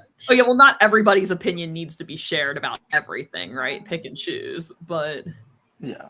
Well, but like, remember I Some of these mentioned people I are had some terminally tweets online. of yours. It's so bad in wrestling. A lot of people are so terminally online. It's like, please, like, go outside. Go touch grass. Well, remember, grass. I mentioned I had some tweets of yours. You put a tweet out, I think it was this past weekend, about sponsors. Yes. Oh yeah, dude, you went and you know, then there was the follow-up about people that aren't saying anything or kind of saying a lot by not saying. Honestly, now, I have a lot of respect for someone who basically says, like, I am aware this is a thing, and I have done this because it's what I felt like I needed to do to get my name out there, but I wish it wasn't a thing. I have a lot of respect for someone who says something like that. Before we go down this road, I gotta say that tweet provoked Statboy to message me because, you know, we sponsor stuff at Symphonies. Like, yeah, but you have she talking about us advertisement for your business, right? So here's how I look at it. If you are a small local business, I don't know, an organization, a law firm, whatever, and you want to sponsor a wrestling show or a wrestler, a wrestling match, and you work with the promoter, that is fine. That is normal business to me, right? Like, you run an event, you get sponsors for it. That's business. Or like, let's say like I'm running a show and I'm at a venue and the venue's like, hey, we can get you a sponsorship from Coors Light. We'll sell Coors Light at the show and you put Coors Light logo on your poster. Like, vendor sponsorship is absolutely a thing. That is normal business. I would say in wrestling, if you are a podcast that has regular episodes and has an audience that you reach, that is a marketing investment for you. And that is a business transaction because you are sponsoring a match, you are sponsoring a part of the show, and you're getting your name out there and you're investing in the marketing for your podcast. No problem there. I don't think that it's appropriate for like fans to be paying the way for female wrestlers. Like, and there are people that have good intentions. But there are a lot of people that don't have good intentions. And wrestling is a business with a lot of very young women in it. And I just really dislike the fact that it has been normalized that a lot of these booking expenses and fees have been outsourced to these types of people. You know, if you're running a show, it is your responsibility as a promoter to make sure that your talent is paid for and covered in a manner that is safe. I just don't like normalizing that as being part of the booking process. I don't begrudge any woman who has taken advantage of those sponsorships to get her name out there because, hey, that's the system that is now in place. I'm not mad at you for using that system to your advantage. I'm actually just very, very angry at the bunch of shitty men that normalized that system and gave you no other option. Yeah, you're mad that the system exists. I am not mad at you. I am mad at the people that have normalized this process. Yeah.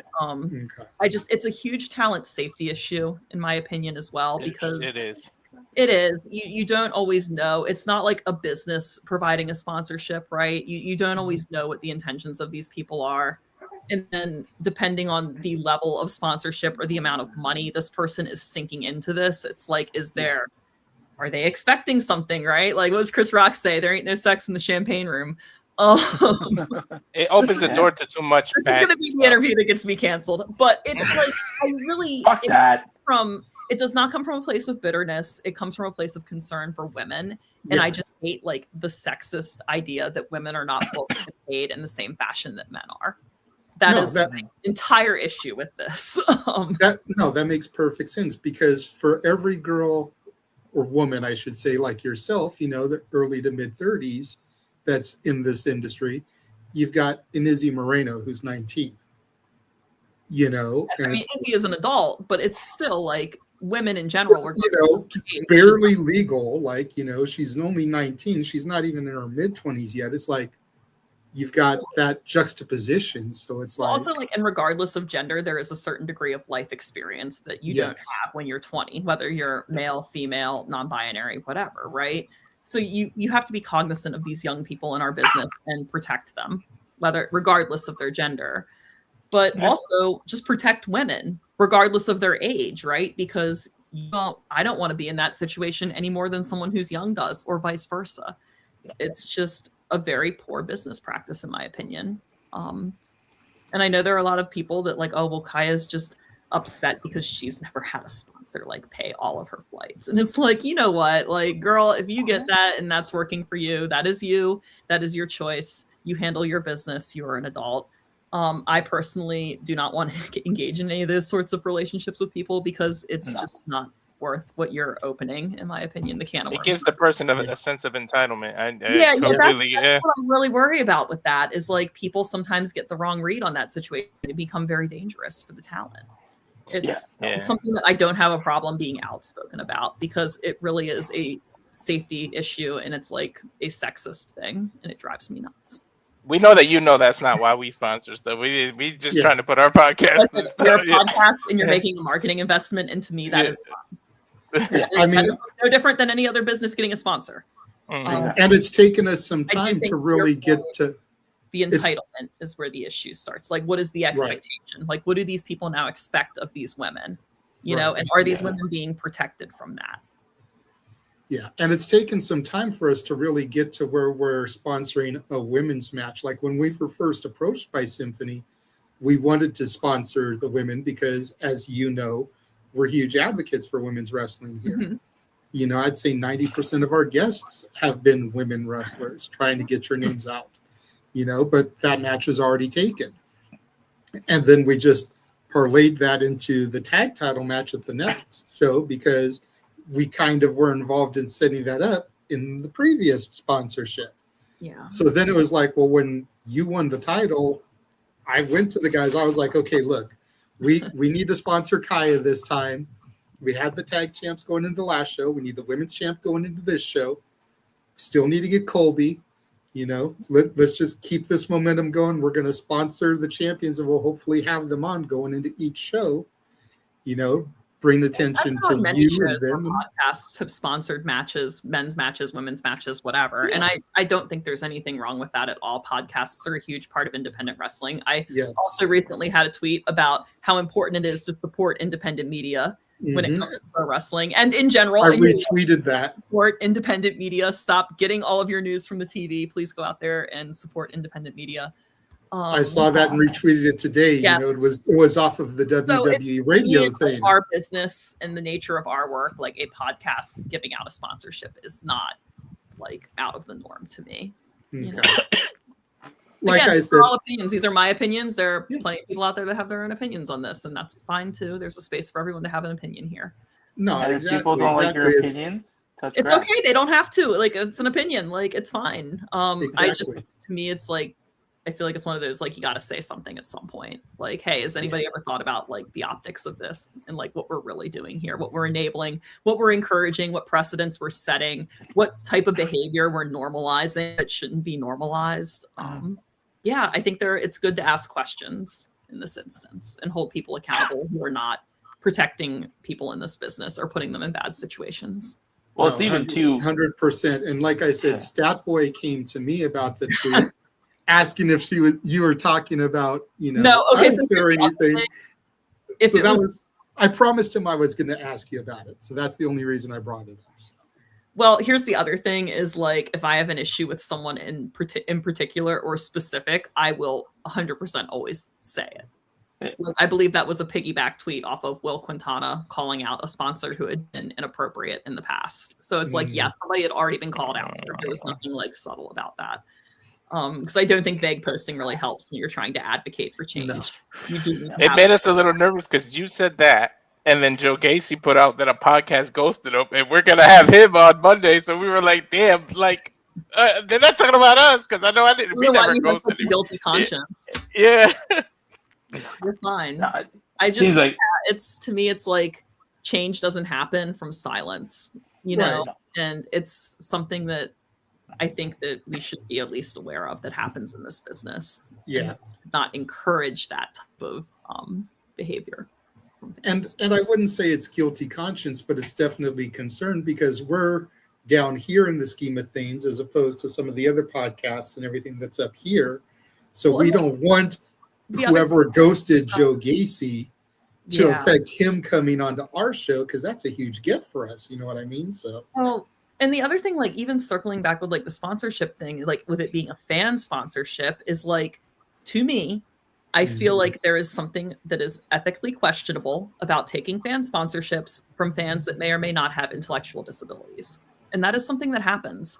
And people take advantage of that. And it's like, all right, you know, like it's just to me not necessarily like the best show of character to partake in that type of stuff. And I just never wanted that to be a part of my career. I never even thought about that till you Yeah, just said that no, part it's of it. absolutely a thing. And yeah, I mean, I guess some people don't see anything wrong with it and it doesn't bother them, and that's fine, because again, these are all opinions. But to me, like, there are a good handful of fans in wrestling that have intellectual disability, and I don't think we should like take advantage of that, you know, and not we should not like extort them financially and like, you know. I don't know. whoever's I'll save all of these thoughts for a podcast one day when I'm no longer an active wrestler. But I just let it be on ours. Wherever my career goes, I just want to know that like I tried to like be a good person and be a good human. I want to like uplift people around me. I don't want to encourage like bad business practices in wrestling. I don't want to like make women feel like they have to do things like that in wrestling. So yeah, like if my impact on this business is just being someone who used their voice, like I'm also fine with that too. And That makes I mean, perfect sense. the companies that you were affiliated with, you mean the two major ones, they've got promoters that I think know how to run things and Yes. the way to run things, right? Yeah, it's very So the good thing is, intentional on my part. Like I really choose not to work anywhere that's full of assholes these days. Like I just don't have the energy for it. Like, yeah, there are places I could probably work that would be good for my career, but in my opinion, the juice is not worth the squeeze. I do wrestling because it's enjoyable to me. I love getting to see my fans. I love being able to entertain my fans. Anything positive that happens for me in wrestling is a bonus to my life. That is how I look at this business. So, and when we had Rory Connor and Pat on, they were they're glowing. They've been so good to me. They have such a good environment. They book amazing talent. I like that their business is so structured. Their show days are very structured. They have run sheets. They have match agents. There's always someone, if you have any questions, you can go to. Like they are consummate professionals. And then you have on the other side of that coin, big bro Evan, right? Like Evan's great. Evan has always taken good care of me. I remember when I first started wrestling after my injury, like he was one of the few people that afforded me opportunity. I love what he's built up there with Focus Pro in a very tough market. It's very competitive for independent wrestling in his area, and he has been consistent and he has booked good cards and he has seen the process through. And I love that his company is really starting to thrive now. That's awesome. They're good people. Evan and Brian are good people. So. And you're good people, and we love having you on here. We love supporting you, Kaia. Yeah, I try to be. I really there's something just to be said at the end of the day for knowing that your mark on this business is like, hey, I was just like a good friend to people. I was encouraging. I was supportive. I was a good human. I said something when things needed to be said. I took up for people who didn't have anybody in the corner. It's tough in a business like this because it's like entertainment. Like it's a sport, but it's not merit-based. It's very political and it's very cutthroat. And yes, we're all doing it together, but we're also all trying to like get to this one thing. And there's a very finite amount of spots, right? Mm-hmm. Oh yeah. So just being a good human, being a good friend, being a good fellow wrestler, being a good person who supports people. Like I would love to see more of in this business is when good people accomplish things, that there's an outpouring of support for them, because I think we should celebrate those wins. I think that a lot of people probably become very bitter and jaded from their time in this business, and they're very frustrated with what they did or didn't get. And due to that, they can't be happy for others. But there is so much joy to be found in being happy for other people and celebrating their wins. So to see more wins being celebrated in wrestling across the board. Yeah, and that's a society. I think that's a society problem too, right? Like everybody's like it's so much negativity out there. It's just like just I don't want to be someone who contributes to that. I really don't. No. There's enough of it. I don't want to tell people things that are going to cut them down under the guise of like, well, I'm just being brutally honest. It's like, no, you're just being an asshole. I'm being brutally honest. You're a piece of shit. I mean, like, I can't tell you how many times I've gotten feedback on my matches where someone's just like not telling me anything that's actually constructive, granular, or helpful, and they're just like shitting on whatever I did. And I'm like, you could have just not said anything. It's fine. I was just gonna touch on that and say there's a huge difference. Quiet. It's okay. Like, you didn't like what I did. That's fine. You don't need to come over and tell me how much you disliked it. Like, that's okay. Like, I mean, you're allowed to dislike it, but like, I don't have to listen to you put me down. I hope that didn't happen to you recently. I mean, like, it happens all the time. It's part of this business. And you just have to like really learn how to like tune people out and be like, okay, well, thank you, and just move on. But because of that, like, one of the things I personally try to do is, if someone asks me, and even if someone doesn't ask me, sometimes I'll be like, hey, I watched your match and you did this spot where you whatevered, or you said this thing, or like this sequence looked really good. And I just want to let you know that that was awesome. And the fans really seem to like it. So you just might want to keep that moving forward. Like, keep that in your toolbox and do it again because it's working. Because, like, what if you're this person, right?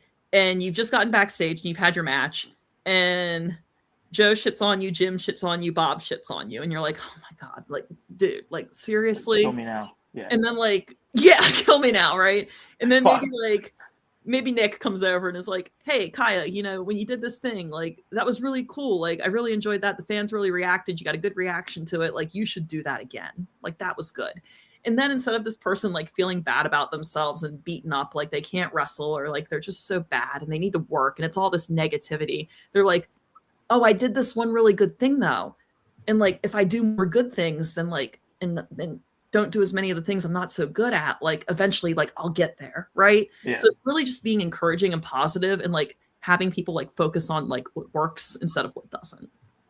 And like a lot of that mindset from me comes from Seth, actually, is like, he always used to tell us, like, you know, if you have a bad match, you had it. You were in there. Like, you knew that it was bad when it was happening. Don't tell me you didn't. And he's very correct. He'd be like, don't watch a match like that 30 times. It's mentally abusive, right? You knew it wasn't great. It is what it is. Like, take what you can from it, but like, you've got to move on. But on the other side of the coin, he would say, now, if you have a match that went really well, right? Like, really went well, that's the one you need to watch. Like, that's what you need to watch, and you need to figure out why that match was so successful, and then that's what you replicate. And you don't concern yourself with the mistakes you make along the way, because we're all going to make mistakes, right? Yeah. And I was like, man, like, he's one of the only people in wrestling who's ever told me that, right? Because most of the time people are like, you got to watch your match, and you got to watch it 30 times, and you got to be like, I fucking suck. And then you need to take your match to this person, and they got to watch it 15 times, and then they need to cut you up and really give you a hard critique because you're not going to learn. And it's like, no, the only thing that's going to do is totally crush your confidence and set you back 3 months. Like, nobody needs to do that, I promise you.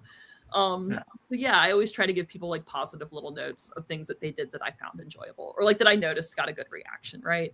Yeah. I think that's a big part of building people up around you in this business, and more people should hopefully take that approach instead of just being like gremlins, but we'll see. No, I completely agree with you. You know, I was going to interject there. There's a huge difference between brutal honesty and constructive criticism. Huge difference. If you were not, honestly, can I just tell you at this point, like while we're doing hot takes, if you were giving me feedback on a match and you are not actually telling me how to fix the thing you had an issue with, just stop. Like, because you're not helpful. Like, it's not helpful. Like, if your only thing that you're doing is pointing out where I fucked up, which I know, because again, to Seth's point, I was in the match. You're not being helpful. You're not helping me grow. There's nothing constructive about this. Your honesty is not needed because it was an event I lived. I'm not in delusion about what happened. However, if you notice that I do something in a match and you have a very valid point, and you also are coming armed with things to help me do better next time, like, hey, Kaia, I saw you went to do this suplex spot and it looked a little choppy, and I think it was because you got into it this way. So next time you do that, maybe try grabbing them here and putting them there, or doing this first, and it'll feel more smooth and it won't be as choppy. Like, that's great. Please tell me that type of stuff, because that's going to help me grow. Yeah. Like, but if you do not have the solution or a suggestion in your back pocket, just stop. That's like walking into a room and being like, I have a problem. Yeah. Like, and what? Shout out real quick to Lil Jimmy Sorensen. I know he's a big supporter of yours. I appreciate him so much. Thank you so much for supporting me since like almost day one. Love that. No, and that's a comment on X, which we don't usually get a lot of comments on the X feeds. Oh my god, social media, dude! I'm telling you. But you're hardly on X, eh? No. Yeah, I read. Don't kid yourself. I'm reading. I know everything that's happening. I'm just not engaging with all of it. Yeah. I try to operate on the basis of I post content from my matches, photos of my championships. I post about where I'm going to be wrestling. I post about, yeah, like I do not need to fight with people on the internet. No. I never see you do that, dude. I don't. In the time that I've started, I don't think I've ever seen. I mean, I will sometimes post like an opinion that maybe other people have opinions about, but I'm not in the comments fighting with them. No, I've never seen you do that. No. You're allowed to have your opinion. It's fine. But I think if you started that, I think you have enough people on your side. I don't. Us included, that'd be like, yo, Kai, yo. Tribalism is something that drives me fucking crazy because it's just like nobody's reading anything. You all are just fighting. Nobody's even reading any of this. Like no one's even aware of what you don't even know what you're mad about anymore. like the whole house mad and nobody knows why. For real. That's why I don't even concern myself with that stuff. I'll put a statement or an opinion out there and I'll just leave it alone. Listen, I don't even have time to watch the missus's reels that she sends me on Instagram. I don't have. He doesn't even know the missus's Instagram. Watch a few of them because that's called penguin pebbling. That's love language. He doesn't even know the missus's Instagram page to promote it. When you send me reels, is that what did you just call it, Kate? It's called penguin pebbling, like when penguins give a pebble to another penguin as a gift. Are you it's love penguin pebbling me every time you send it? Oh my god! Oh, fuck. Yeah. You know, that's what I do. And you're an asshole, and you don't watch any of them. Ever. Just watch one. Just watch one a day and be like, oh my god, thank you so much for thinking of me and sending this to me. I that you thought I would enjoy this. I appreciate you. Dude, can you be on my side for once at least? Like I said, he doesn't even know her Instagram. Man, I'm sorry. I send them because I'm thinking of you. Like I said, like I said, he doesn't even know her Instagram. I know her Instagram to promote it for her. He's married to her and doesn't know her Instagram is feeling.booked. She's getting up. She's gonna get fucking. Can she take your spot? We need some more feminine energy right now. Kaya wants to talk to you, she said. She wants to hear. Listen, just what was a meme you sent him that you were very proud of that he blew off? What? What was one that she sent you, like a meme or a reel that you blew off? What was the last one that she was proud of? That you were proud of? She fucking took I literally just sent. She just sent me somebody fighting on the TTC, swearing at each other. I watch her Instagram reels because I follow her because I support him so much. You know, God bless these people that make content because content making is a full-time job, and I just don't have the energy for it. Listen, I'll give her credit with the content thing. She creates her content with her book stuff. Feeling got booked. Listen, we don't need to plug her book thing, okay? Yeah, we do because we have to remind everybody that I know it and you don't. That's true. Listen. Why are we all shitting on Nick right now? Like, yo. That's what we do when Kaya comes. Are you like the easy target on your hockey team too? Like, are you the one they always chirp? Yeah, I'm that guy. Yeah, it's just some people are. It's true. What'd you say? Oh shit! What? What? No. Me and the missus, we had a great show that we were watching that she wanted to watch, and we paused it midway. So I was like, oh wait, hold on. What show was it? You promised me yesterday, because we were doing wrestling yesterday, that today we would get whatever I wanted to eat. Yep. And we would watch the show. Yep. We got home. Yep. I got what I wanted to eat. Yep. and then you put on wrestling. Yeah. And then I was stuck because you did say I have wrestling tonight. Kaya's So important. I thought that was My guy, Kaya's Oh important. God, please just like make time for her tomorrow. Like, I'm so sorry I cut into your time. I feel bad now. And then you said, See, now you're making her feel bad. Shut up, man. I like her. There you go. See, there you go. No, do something nice. Like, watch your show. What show is it? So we're watching is an HBO show called Chernobyl. Okay. Yeah, it was About the Chernobyl accident. yeah. What was the last show I just watched? I just watched Margot's Got Money Problems. Have you seen that? No. Margot's Got Money Problems? What's that? It's Elle Fanning, and she's like a college student that gets pregnant, and she decides to have this baby, but her dad is an ex-pro wrestler who's played by Nick Offerman. Listen, my wife will not watch anything that has to do with pro wrestling. I guarantee Michelle you Pfeiffer the plays only- like her crazy mom. It's actually very cute. It's a very cute show, and it has minimal wrestling in it, but it's just an element of the show. I don't know if that's true, Nick. If we get Kaia to go to Greektown Wrestling, then she might go with I would you. love to work there. I've not worked for them yet. Oh my god, I've got to hit them See, up. that would get you to Toronto, so Nick can see you. I would love to do Greektown Wrestling, actually. Have you ever done it? Let's manifest it. I've only worked for Destiny in Toronto. Or in Let's the Toronto manifest it. Your Miss Manifestation. Let's manifest it. Okay, Greektown at least I say Wrestling. Toronto right. I say Toronto right. I don't say Toronto. Oh my god, dude! You don't know how many what? You don't know how many Americans I've heard say Toronto. Kai said it right. She said it right, dude. Chill. It's probably Stop because I do hockey, like, and I know how to say it. But oh my god, so this is crazy. You know, like the hockey accent. You're probably very familiar with it, being in Canada. Yeah. It's like becoming a thing in the States. Like all of like the teenage boys that play hockey in the States now are starting to talk in like the Canadian hockey accent. And I'm like, you are not in Canada. You are in Washington, D.C. Like the other day, I was like doing a skating class and this kid like goes by and be like, oh yeah, buddy, just ripping and blah, blah, blah. I like just the Oh super, my and I'm God. like, you are from here. What are you No, doing? they're not. They're Kai is saying that the boys, the teenagers down there. Yeah, like they're like doing this fake Canadian like hockey accent thing. Look it up on TikTok too. It's like a thing. Oh, I believe it. I It's believe it. wild. And I'm just like, you don't talk like that. You are from fucking Maryland. Like, what are you doing? So Jimmy had a question for you. He says, "What's more toxic, hockey or wrestling Twitter?" I don't know. There are crazy ass people on both. I would say hockey. Okay, can I tell you, like, as a female hockey fan, I get some crazy content I didn't even ask for. Okay, like, I think if I were to change the gender on my account, don't choke, don't choke.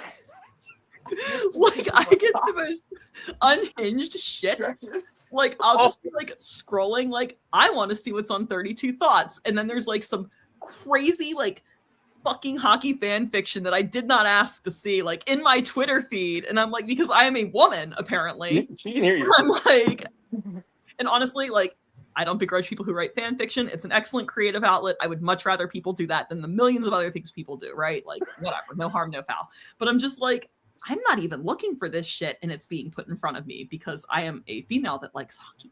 But like, I want like actual hockey news, you know? Honey, care to rebuttal?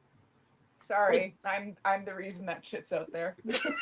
I get so much, like, I am not a Sharks fan. I look nothing up about the Sharks. I never talk about the Sharks. I'm talking about them now and my phone's sitting right here, so my content's going to multiply. But if I see one more like Will Mack thing on my Twitter timeline, I'm going to throw my head in the wall. It's like, what is this sensation like that is overtaking Twitter? And like, I mean, wrestling's the same way. I think wrestling fans like bicker about like a lot of irrelevant shit too. Like there's the Mercedes Moné fans are like really crazy, right? But Yes. yeah, like some of these hockey people are pretty crazy too. Like, I'm like, okay. If you only Children. if you only knew You're what like the book 20-year-old, was saying, 19-year-old boys, like, you're all grown. I know you're fucking grown. What are you doing? Listen, if you only knew. Every time they fight, it's over a girl. Say that again. We know that there's stretches, and we know that every time there's a fight on the ice, it's because of a girl. Yeah. Or a boy. Oh yeah, the hockey romance thing has gotten really big too. I get a lot of like hockey romance content, and I'm like, Okay. I mean, it is what it is. But yeah, and they're the both misses- like crazy ass people on both sides of the fence here. Like, I don't think one's worse than the other. Girl, They're both if you equally only knew, entertaining. I will tell you that they're both equally entertaining.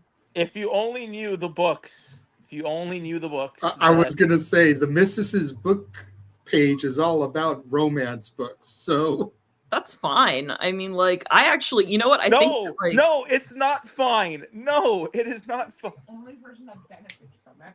That is true. But not with the books that you read, girl. well, there's that really big one, right? Like, what was it, Off Campus or whatever? Everybody was into that. I've never read those, but I watched the show. And I was okay, this is like a CW version of like a hockey show. It was fine. It was cute. So, honey, I watch all the hockey shows and stuff when they come out because I. Dude, we binge watched. You've seen Shoresy, right? Yes, I have Shoresy gear that I wore when I wrestled in Canada. Fucking shut the fuck up, Sanguinette. this is what I deal with on a regular. I always feel like These Miracle two. is one of my comfort movies. Like, I think I've seen Miracle probably like 200 or 300 times at this point in my life. Like, I See? just know I can always order a pizza and watch Miracle. And I don't watch Miracle that much. Like I've seen it once or twice. I go to the Mighty Ducks I do like the because Mighty that's just my era. Ducks. I do like Miracle. D2 Mighty Ducks was the shit. That was Yeah. the best one. Harry Agreed. Potter? Did you just say Harry Potter? You're No. gonna talk about Harry Potter to the witching woman herself? Like, I'm not actually a Harry Potter person. Like, I mean, I've read them, but I'm not like a huge. did you hear that epic? Did you hear that epic gasp? She's like, I know. I mean, like, I read them and I enjoyed them as a kid, but I was never like really super into Harry Potter. oh yeah, the missus was a Potter. Yeah, it was a thing. Like, I mean, I don't know. I think that it's like, I always feel like there's like this interesting like correlation between like wrestling and fandom. Like, people will make fun of people for liking professional wrestling. Like, oh, well, that shit's not real. And I'm like, you like Game of Thrones? That shit's not real either. Like, Yeah, right. It's different. Like, That's why we like it, because it's not real. That shit. yeah, it's escapist, right? Yeah, exactly. Yeah, I think it's good. It's good to have things that you enjoy. It's okay. And I know maybe it's being a little harsh on hockey Twitter, right? I have no issue with any of that. But it's just think it's funny how, like, if I was a man, I would not be getting that type of content pushed down my algorithm. No, probably not. No. You mean you're not getting yaoi fan fiction pushed down your algorithm there, Nick? no, I am not. Yo, shut up, guy. I don't want that shit to be. That's bad enough. I get her. Put your phone a little closer to this so I could say a bunch of buzzwords and ruin your algorithm. I swear to God, I'm gonna fucking spam tweet you. I'll start working on it. Shut up. There dude. you go. I feel like the Leafs fans are pretty wild on Twitter too, though. Speaking of like wild, hockey, Yeah, we're pretty fucked the up. Leafs fans are pretty crazy. We're lucky. The Caps fans, I don't feel like are too unhinged. They're pretty like middle of the line. Well, yeah, because you only have to deal with 3 cameras. We have to deal with like 10 in the dressing room. That's crazy. I mean, Nobody cares. Like, I would say nobody cares because like DC's obviously a hockey city, but like all of those dudes can just go live their lives unbothered. Like, people do not 100%. bother them. Yeah, that's why being in a Toronto in our hockey market, you can't, like, you need to have thick skin or else you'll be like Mitch Marner and you'll leave and cry like a little bitch. Oh my gosh, you should go to therapy. Therapy's amazing. Therapy's incredible. I love therapy. I would love that for him if he would go to therapy. He'd probably be so happy. Everyone needs therapy. Everybody We all need therapy. If Everybody when Babcock needs coached me, I would absolutely need therapy. With the books you read, girl, yeah. I went to wrestling school and I needed therapy when I left wrestling school. Like, I'm not even kidding. I had to go to therapy. I was like, oh my God, I need to like talk to somebody about this experience I just had. Like, it's not always a bad thing. Sometimes it's just like you need like a neutral party to validate some of the experiences you've had. Yep. That makes perfect sense. I am a huge advocate for therapy. I think everyone should go. It doesn't mean something's wrong with you. It doesn't mean you're struggling. I just think that it is very, very helpful to unpack the things we experience for what's good and what's bad. Like, it is very, very important to be able to have those conversations and have someone to talk to about things. Yeah, no, she's downing her orange, but she's just shaking her shit. Yep. I feel like every year after WrestleMania week, I need to go to therapy. I don't know what it is, but it's like that week does me in. Like I come back from WrestleMania week, I completely dissociate and stare at the wall for 2 weeks. I never leave my bed. I bed rot. And then I'm like, I need to go to therapy and talk about everything that happened over these 5 days. I can only imagine, not being on the side, the camera that you are as a performer, but I can only maybe compare it to like Hell Week at college, if you're pledging a fraternity or a sorority, that Hell Week just before you get accepted. I can only imagine Mania Week is like that. Well, the problem with Mania Week for me is it's very emotionally charged because I've put a lot into this business and I'm very passionate about wrestling. And due to that, I feel like I feel every experience I have WrestleMania week very deeply, the good ones and the bad ones. So knowing this, that I have this very high level of emotional involvement with this one thing, like I have got to go unpack that shit. I cannot sit and be angry about WrestleMania week for months. Like I have got to just go talk about it. More wrestlers should go to therapy too. Like, while we're talking about everybody should go to therapy. Mitch Marner needs to go to therapy. Wrestlers should also go to therapy. My first night back home here after I got back from Mania week, I slept for 12 hours straight. Oh yeah. I'm just a fan. I would cry in my car after class. Like I would literally like go to my car and I would cry for like an hour before I'd go back to the house. And I'm just a fan / podcaster that was there for the week. So again, I can only imagine what you guys as talent go through. It's very emotionally draining. What's up? What were you saying, Andrew? I said, if it makes you feel that way, it means you're passionate about it. Yeah. Worked on a farm with special needs people. And I used to drive home. I had an 1.5 hour drive. And every day at the end of the day, I was like crying driving home. But not because like I couldn't handle it. It was just, you love it so much. Yeah. I feel like you really feel passionately about something, you do absorb all of those emotions. Exactly. It's just a lot to manage. Yeah. You being the non-wrestler and being off camera, I would like to hear do you have any questions for a wrestler? No, nothing? Sorry. Fine. I've got to say, this is my favorite interview so far because it is the most interactiveness we have gotten from Nick's wife. Love that. I love this. Maybe one day you'll get my face.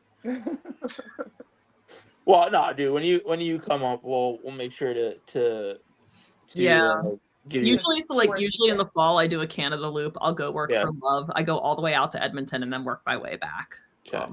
We'll figure it out. I'm telling you, she knows. You're probably one of the only ones that I would cancel my plans for with her. No, always do what she needs you to do first and foremost. Yes, while she's holding a knife in her hand. I did read one hockey romance. I did read the Heated Rivalry book, and I thought that it was very good. I enjoyed it. I really enjoyed that, and I enjoyed the show as well. You opened up Pandora's box. I think that I'll put it away. I honestly think a lot of queer romance is more healthy in its portrayal of relationships than heterosexual romance books. But that's just my humble opinion. In my experience of reading, I like to read. I'm a very avid reader. So what kind of books do you like to read though? The occasional queer romance. I do also enjoy. I love a legal thriller. I like historical fictions. I like biographies. I like reading about interesting people. I like books about music, like the punk scene in the 80s. I like wrestling. Anything about wrestling I'm into as well. So do you read the wrestling autobiographies and stuff? Yeah, if there's one that piques my interest. I want to read Natty's book. I've not read that one yet, and that's on my list for sure. Same. Yeah. Honey, what are you reading right now? What am I reading? I'll tell you. Let me pull up my What are you reading? Serial killer romance. You're reading You're reading a serial killer romance. Yes. Hell yeah. Jimmy says, was this past year's WrestleMania week good? It was. It was probably the best one I've had so far. It was the best one I've had so far. Okay. It's the only one I've had so far, so. The last 3 books I read were Sellout, which was about the punk scene in 1994 and how it evolved into hardcore and emo. It was by Dan Ozzie. It was incredible. I also read We Breed Lions by Rick Webb, and it's about all of the sexual assault scandals that happen in the hockey world. So it's very heavy, but it was also very good and very eye-opening, especially as a woman. I really enjoyed that read. And then I also just read Red Notice. I thought that was very good too. I've heard that one. Listen, I don't know what books you read. You read some really Don't worry about it. cowboy romances, this cowboy, that cowboy. It's not the Cowboys. It's the It's like a thriller about a finance guy who gets involved in like Russian affairs. That sounds fun. It's awesome. It's a great read. That one's the Red Lotus? Red Notice, yes. Putting that on my list. Oh shit. There we go. Club. Recommended reading. No, we're not doing a book club. I just read one too called We Ride Upon Sticks, and it's about a field hockey team that makes a pact with the devil to have a good season up in Massachusetts. It was like kind of like a youth fiction book. It was very good. I enjoyed that too. What was it called? We Ride Upon Sticks. Ooh, it's like witches that play field hockey. She's writing it down. I just read a book about Baba Yaga I liked too. I really like Slavic magic. So I don't know. I'm a nerd. I love to read. Quan Berry? The author Baba of Yaga. Like it was about Baba Yaga. She's like a Slavic witch. Well, no, she's asking the Rewrite Upon The author. Sticks. What was the author? Let me look it up. It's on my nightstand. I could just not be You're reading Haunted Adeline, Game On. What's I don't know. Quan Berry. Yes. We Ride Upon Sticks by Quan Berry. Yeah, okay. Really enjoyed that. It was a fun little read. Not so heavy as the other stuff, but it was... I don't mind heavy. It's okay. Oh, dude. Heavy's an understatement with your book Nick, choices. Nick, do you realize what's happening here? No. They're making a friendship. Oh my god. They're totally bonding on the interview. Y'all are fucked. I'll point, but y'all are fucked. Can I tell you that like reading and literacy is like a big thing for me? It is. It's like if I go out on a date with a person and I ask them if they like to read and their answer is like, no, or like, I can't remember the last time I read a book. I'm like, I'm out of here. Like, I just think there is such a direct correlation with intelligence and enjoying to read. It's like, it's a thing. It's like a litmus test. You don't have to be like an avid, crazy reader. Like, I don't care if your favorite thing to read is Hunt magazines. That's still reading. But like people that don't read are people that like crap on reading. I'm just like, you don't crap on reading. No. You're good there. there's a difference between not enjoying it and like crapping on it. Like there are people that don't enjoy reading and that's fine. Like I get it's not for everyone, but like if you are like crapping on the act of reading and literacy as a whole, like that speaks volumes about you as a person to me. Yeah, I don't crap on reading. There's a huge literacy problem in this country, so No, I completely agree. very with you. passionate about people reading. And like I used to be very big into reading the wrestling autobiographies. You know, when they were coming out like non. I did a book in the report on early Stone Cold 2000s. Steve Austin's autobiography when I was a kid. So yes. But when I stopped watching wrestling back in like 2014, Mhm. I stopped reading the biographies that were coming out because I just didn't care about wrestling anymore. And I found it hard to get back into reading the books since I stepped away for 7 years. You know, fair. now that I came back in 2021 and have kind of dove headfirst into this again, like I bought Becky's book. I bought AJ's book. I do want to get Natty's book because I adore Natty Neidhart. Yeah, Natty's one of my faves. It's always like But I haven't been able to commit to sitting down and just reading these books. And I tried reading Becky's. Like iPad or your iPhone too. Like it doesn't have to be a physical media. Like reading still counts no matter how you're taking the information. Audiobook. Yeah. I was Kindle. going to say, audiobook might be the only way I could do it these days because I just don't have the time to sit down I and get like read. book recommendations and they crack me up. I got a book recommendation. I guess like Sean Avery has written a hockey romance. And I was like, I can't even imagine. He is insane. I can't imagine kind of fucking book this is. Like, I have no interest in reading it because he is insane and not a great human being, right? No. I want your books out there for the world. Yeah, I to did read see. AJ Lee's book a very long time ago. Yes. Yeah, no, I was like, I can't believe it. I was like, part of me has like a morbid curiosity, like what would Sean Avery write a hockey romance about? Like what crazy shit would be in this book? But then part of me is also like, I do not want to read this. No, I wouldn't go No. Yeah, no, I will say I promised her that I would read what did I say? I'd read one of your books? Yes, and I asked you to read Lights Out, and that was like a year ago. Yeah, and I can't. And it's like my favorite book. Yes. What is it? Lights Out. Lights Out. Yeah, by Navessa Allen.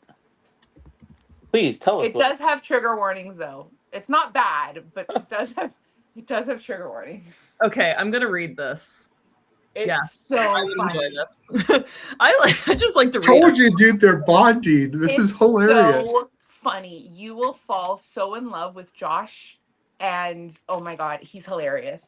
I really like. Oh my god, I love that we're bonding over reading. Not enough people read these days. Oh my god. I only read romance, but I can give you every romance.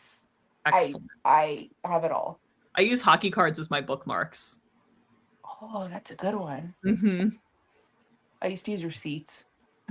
Receipts? I used to use receipts. You're a fucking weirdo. That's what they gave me. I made sure I took anybody like that was a Team USA hockey card and put it in a feminist book after all that shit with the Olympics. That's amazing. Practical I love magic. Be nice to women. Hide in this book for a little bit.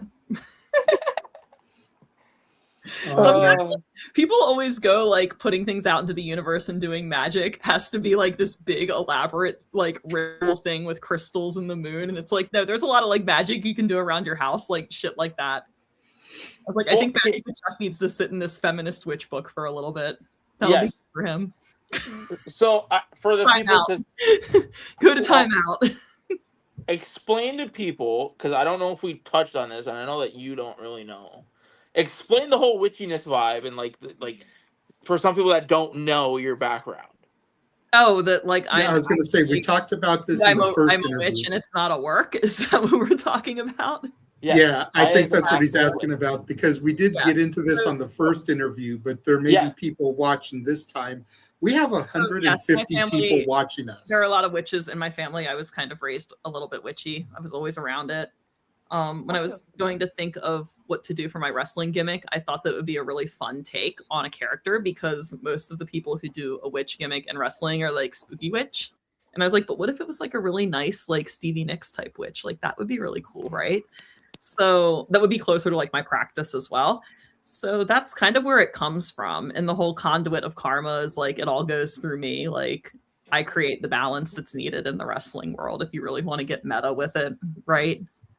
I just thought it would be so fun to have like an actual like witchy representation. Now, disclaimer here, there is no correct right or wrong way to witch. It is something that is within you, and your practice is determined by yourself and your rituals.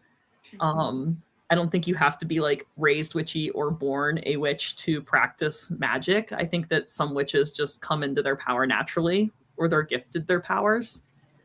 So yeah, I really wanted to kind of show a side of this, of me, of something in wrestling that's not been seen or done yet in this light per se.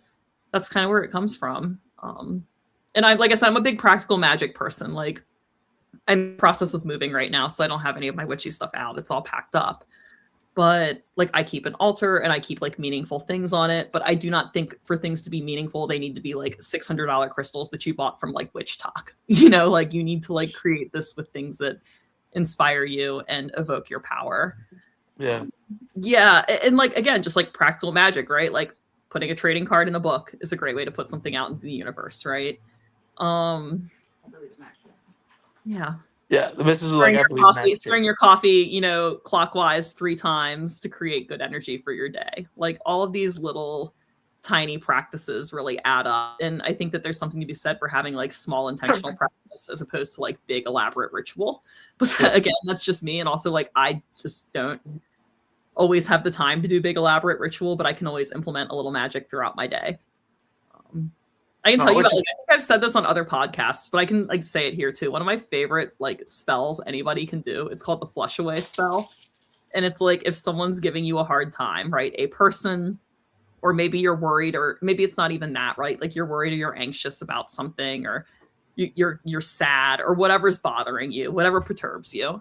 You take toilet paper and you wrap it around your hand. You take a Sharpie and you would write like this person's name, or like your negative thought, or whatever you're worried about, or like whatever's bothering you. You write it on the toilet paper, like whatever this person fucking did that was awful.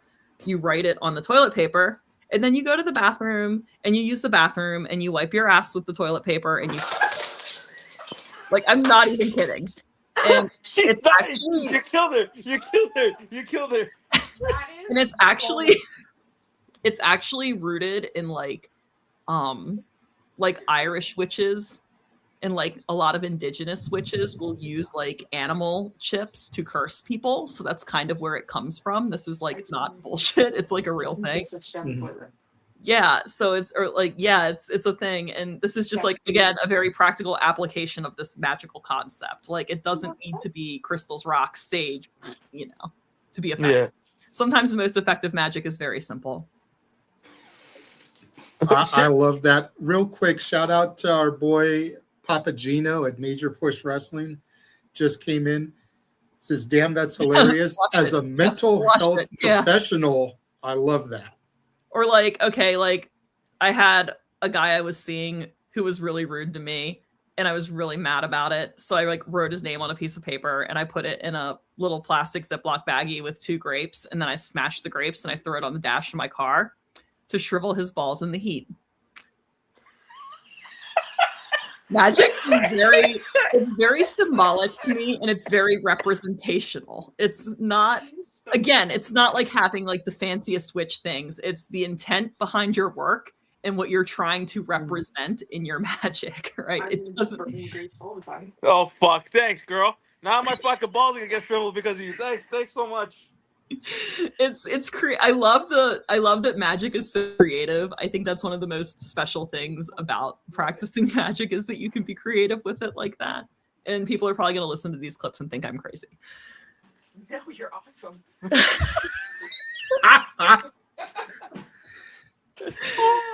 So, like I sometimes will, like, I haven't done it in a while. It's not necessarily made sense for me to do it in a match I've had recently, but like sometimes I'll incorporate like really witchy things into my matches. Like I wrestled Megan Bain one time and I put a ring of salt around the ring, and then I lost the match because she had her little servant, like, you know, goddess boy or whatever, break the salt circle so she could enter the ring. Like I've done stuff like that.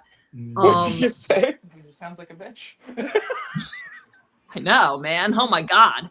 Right. She killed me on Dynamite. Like I can't win. No,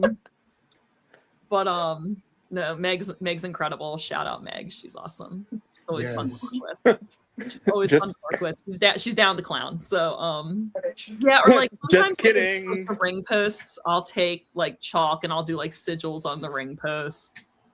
Or like, what else have I done in matches that's witchy? I wrestled Abs one time, and he comes out and does like this ab roller thing. And we started the match off where he like did the ab roller. This was Focus Pro. He did the ab roller, and then I took it from him, and then I did the ab roller in the shape of a pentagram. That was fun. You did the what? I took the ab roller and made a pentagram with it. How the fuck did you do that? I like would roll it and then go to the next point and then roll it. Go watch it. It's on Focus Pro on IWTV. I gotta go. Okay. And then he went to say, do come it on, again, Nick, you've got IWTV. Over and pinned him. But I love being creative with my magic, but also like how I incorporate it into my wrestling, right? Yeah. I just didn't want to be another like spooky goth girl witch. I was like, let's have fun with this.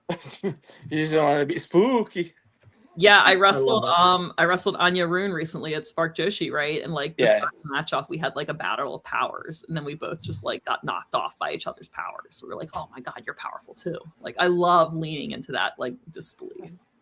I miss when wrestling was like had like more fun and more gimmick stuff. I feel like that's when you become dangerous, is when you like can enter discovery mode and like really do things that maybe are a little out of character for yourself, but they really inspire a lot of growth. And the fans seem to like it. So I love like that Gresham's been having more fun in his matches lately. He's obviously an incredible technical wrestler and he has incredible matches, but I love like seeing that he's kind of like letting go a little bit these days and like he's really having fun, and it's just incredible. I love to see that. No, 100%. I Alcohol love Hugger that magic spells that I've done for you guys. I love that you pointed that out, because there's such a demographic of fans who think that 20-minute bangers is the way that you Not have every to match go. needs to be 20 minutes. Some do. Some matches deserve 20 minutes and they're very good, but not every match needs to be 20 minutes. Sometimes it's be entertaining. Thank you. And I'm a huge proponent of have some fun out there. Like, be entertaining. Let the Who are you character work get wrestling over. for? Are you wrestling for your fans? Are you wrestling for yourself? Are you wrestling for your boys in the back? Like, who are you working for tonight? Like, in my opinion, you should always be wrestling for the fans. And obviously for yourself to have fun, but you should wrestle to entertain the fans. Yes. Honey, how was your first ever wrestling event? Explain. It was interesting. Okay. She's not in a hurry to go back. No. I had been gardening before, and we were sitting very high up, so that was not a good combination. Oh, it was all right. It was fun. Yeah. It was fun. It was a fun environment. It was, yes. Oh my Okay, God. so here's the thing. We were just talking about matching. We were at All Out. We were at All Out last. Very long. year. Even some of the indie shows are very long these days, and I'm like, look, I love wrestling. Nobody likes wrestling more than me, right? I actually wrestle. I love this shit. There have been times where I've been like, I'm very tired, and I know if I'm tired and everything's running together, I can't imagine how the fans feel. I like that. The I like energy kept like up. 6 or 7 match cards now. Say again. The energy of the fans kept up. It was long as hell, but like, I think the environment was fun. Like, I had no idea what was going on. Like, absolutely no idea. It was bedlam. Because I'm used to just watching it here and like listening to the commentary. There's no commentary when it's live. I had no idea what was going on.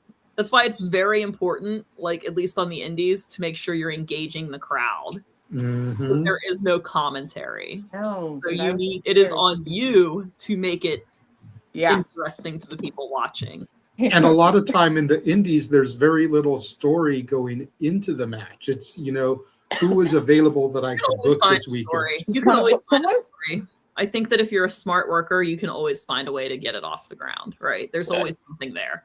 One of the things that like I noticed like when I was out recovering, like I would watch matches in person, but I would watch how crowds would take in the match. Like that was something I really That's what I was doing.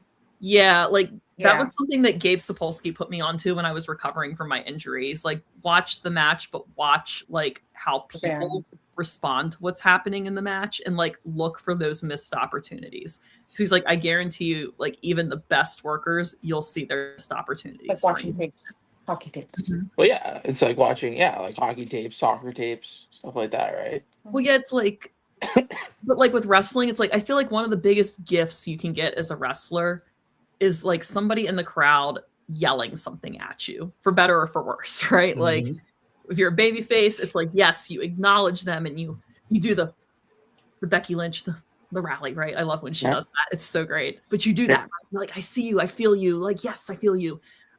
That's such a gift. Or like if you're working as a bad guy and someone's yelling something stupid, it's like, great, here's my hope spot. And this is like, there's a little bit of fluidity that's required here. Like you got to kind of be able to like adjust as you go for when that happens. But it's like, what a gift. Like that someone's engaging with you, like acknowledge them, like make them a part of this, right? Because then all the other fans get into it. And I just think that like there are so many times as wrestlers when the crowd is asking for something from us and we're just like not even aware. And I didn't notice it until I really started looking from the outside in, like how many opportunities we have to like pull the crowd into what we're doing, and we miss it because we're so focused on whatever we planned in the back. Yeah. Well, I know she will never watch another ladder match again. Why was I like that one? I don't remember. The people climbing the ladders. Oh, it was so dumb. Those are wild. They're fun. Oh my god. You be creative. You be really creative in this. Yes, yes. Do you know what my biggest pet peeve with a ladder match is? The only weapon in a ladder match should be ladders. Yes. Maybe like somebody threw a table off a ladder, right? But like it is a ladder match. Everything should be around using the ladder and climbing the ladder. Like if you start pulling out all of these weapons, it's not a ladder match anymore. I mean, I guess technically it is, but it's just another hardcore match. Like use the ladders, be creative. Or like a cage match, right? Like use the cage. Everything you do should be the cage. Her thing was throw people into it, whatever. But like when you introduce all these weapons, it's now A, it's a war games match, right? But like B, you're taking away like just use the cage. Be creative with the cage. I wish people would challenge themselves to be more creative with their environment. Well, Thank you. The cage is supposed to be the star of the match. It's the weapon, yes. The ladder is supposed to be the star of the match. Put the central focus on those things. 100%. It's almost like the guy who trained me knew something, right? Just right. Crazy how that works. So her thing is he is an architect after all. Yeah, it is true. He is an architect. Architect. Easy Her for thing you to is, say, Nick. It was hard. It was difficult. It's 11:30. Her thing is like when people are climbing the ladder and they're up on the ladder. And they trip over their own damn toes. My thing is when they don't even climb the ladder until it's time to win. Like you need to be trying to climb that ladder when it makes sense to do it at every avenue. Like that is how you win. Like just like any other match. yeah, because people don't remind you constantly it's a ladder match. There's a ladder match this Sunday on SummerSlam with the girls, and I'm really interested to watch how that's structured because I think that like WWE generally does pretty decent with those. And like I know Chelsea Green's in it and she's phenomenal and she always has like really creative spots for those kinds of matches. So I'm curious to see what Chelsea has planned. I'm curious to see how Jade does because I don't think Jade is made for a ladder match. Well, we're gonna find out. And this is coming from a Jade lover. I adore Jade, but I just don't think she's made for a ladder match. She's very strong. She might surprise you. She might be heaving those ladders all around, taking girls out left and right. Honey, if I paid you $100, would you take a chop to the chest? Me? No. Why? Because no. I have a heart condition. Yeah. That would be a good reason not to, Nick. Why don't you let her chop you? Did you say $100? $100. $100. A ladder to the chest? No, not a ladder. A chop. Just a. No. What? Why? Because I have things there. What's that supposed to be? Can I kick you? You should just chop the shit out of him. Double overhand him like Stan Hansen style. I can't do it while you guys are live. There's witnesses. Okay. You feel like you've had more creative freedom when I'm a bad girl. It's just a different approach. I sometimes think that I do very well in the role of aggressor, even if I'm not a quote unquote heel. Yeah. Just because of my size and my physicality of my moveset, it just makes more sense sometimes. You'll fuck somebody up. I know that like I don't want to say like babyface and heel is dead because it's important. But I do think there is a lot of matches now, especially on the indies, where there is no clear cut heel or babyface, but you always have an aggressor per se, or like maybe someone who just wants to win more than the other person, right? Yeah. Or like if you have two baby faces, depending on where you're at, you might sometimes have to have a very realistic conversation with yourself and the other person about like, okay, who do the fans like more? All right, you're the good guy, you know, like don't fight it. If it's there, don't fight it. Just work with what you have, right? But I think that a good way to reframe that is the control is what ebbs in the match. It ebbs and flows. Like sometimes I'm in control, sometimes the other person's in control. So I don't necessarily think about it as me being a bad witch. It's just like I'm in fucking control right now. Take it back from me. You are a bad witch. I'd like to see you try. You know. So when you she just like you're a bad bitch, yeah. Good witch, bad bitch. Yeah, but like, yeah, I think that when you can think of it as like the exchange of control and like the power dynamic of the match, like then the heel and babyface matters a little bit less. especially if you have like contrasting styles in the ring. Maybe someone's more lucha and you're more of a striker or whatever. Yeah. I think there are ways to make matches interesting and stories based off of the exchange of control if you don't have the pure like heel babyface dynamic going on. Well, I think we had this conversation before. I think the whole babyface and heel thing, I think that's almost a trope of it's almost a thing of the past, really. Oh, I love it. I love if you have like a really good babyface and a really good heel in a match. It's very easy. It's timeless. It's entertaining. It's great. Yeah. But I think that the nature of the business nowadays, you've got to think of you've got to be creative in how you get things over, right? Yeah. Like there's still going to be like a good guy and bad guy, but maybe it's like an aggressor and someone's more evasive, like someone's bigger, someone's smaller, or maybe it's someone's more experienced than someone's new, right? Or maybe it's maybe someone just wants it more than the other person, right? Yeah. Maybe someone just really wants it more. There's always a story to be found. People should just be creative. Be more creative. All right, we're hitting like the 2.5 hour mark. I was just gonna say we're pushing like midnight. I'm tired. I'm hungry. I got my ass skated off yesterday. I need to go eat something. Yeah, no, I think we've gone way longer than I expected us to, Kaia. But the conversation was just flowing. Yeah, I was figured like, you guys would probably like pare it down a little bit because I would imagine that this would be a very long, lengthy listen. But there's some stuff that you can clip in. But again, we've got 150 something people watching us right now. Really? So shout out to all of you guys. People tuning in to me, little old me. Thank you. Largest turnout ever. Well, you know. Try to be. You are. And I got to say, I think your wife is who said it, but it would be a great T-shirt. Good witch, bad bitch. A shirt. I'm sure that like all of my fans that are like young children would love that. You can have. Well, I mean, you can censor the bitch. You know, make the eye a broom. Attitude era make the here. sea a moon. You know, I did a shirt. 2 years ago I did a shirt that was like the movie cover The Witch, and it had like naked ladies on it, and like I could not sell them because people were like, this is a really cool shirt. I'm not wearing a shirt with titties on it. And I was like, damn, okay. But so if you want one of those, I got plenty of them hanging out. But again, thank you so much, Kaia, for coming back, for giving us almost 3 hours. Yeah, bro. Like, I figured since I had to delay you guys, I got stuck at work. I would hang out for a little bit. Go ahead, tell everyone where they can find you. My handle is right down here at Kaia MCK. That is all social platforms. That is X, Instagram, Blue Sky, TikTok, Facebook. Oh my God, there's so many.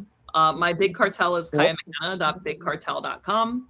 I have merch there, like the hockey jerseys and the witch shirt with the naked ladies, if that's what you're into. Whatever your vibe is, it's there. I've got stickers, all kinds of cool stuff, trucker hats. Check it out. I try to post on social media where I'm going to be wrestling. I did have a little bit of a slower schedule this summer because wrestling is not like other sports. I don't get 4 months to go golf and get really drunk. So I had to take some time off this summer to just, reset because I've been going very hard since I came back from my injury. But I will be having more dates in the fall and winter and more opportunities to see me work in person. Shout out to Nasty Leroy. Just Nasty Gang. Favorite wrestler, Kaia McKenna. Do you have any bookings this weekend? And if not, where can they find you the following I'll weekend? be at Pro Wrestling Symphony on the 8th. And then my August is pretty quiet, but that's fine because my hockey team's going to the playoffs and my job is very busy. And I do want to try to win a championship. That would be sick. Yeah. Gold, multi-sport gold here. Okay. There you go, girl. There we go. And then September, I will be working at Pro Wrestling Epic Labor Day weekend. And then let's see. I think I have a date with Action coming up in September. I'll have to confirm that. Just stay posted on my social media. Well, I can my little summer vacation. And people know that we'll we'll shout you out and shit. So people know where to find you. Yeah. It's good. Take a break. This shit'll be here. If you're a wrestler and you're feeling burned out and tired, it is okay to kind of like slow your roll and take a booking every 3 weeks and just kind of like hang out. 100%. Boston therapy. That's it. Girl. So thank you to the now almost 160 of you that are watching. Yeah, like, should we go? The number keeps going up. Or people just like bored at night? Like, oh damn, Kaia's still talking. Like, holy shit, this bitch has been going for 3 hours. I might have Is to this the longest interview? Is this the longest interview you? I mean, I can't even call this an interview. I don't know. This is family. I've done a couple of long ones. We're hitting like the Joe Rogan experience level of like length. Serious. But again, Kaia, thank you so much for coming back. Thank you to everyone who tuned in. Yes. We will catch you guys next time here on the Shenanigans. I want to hear about all of your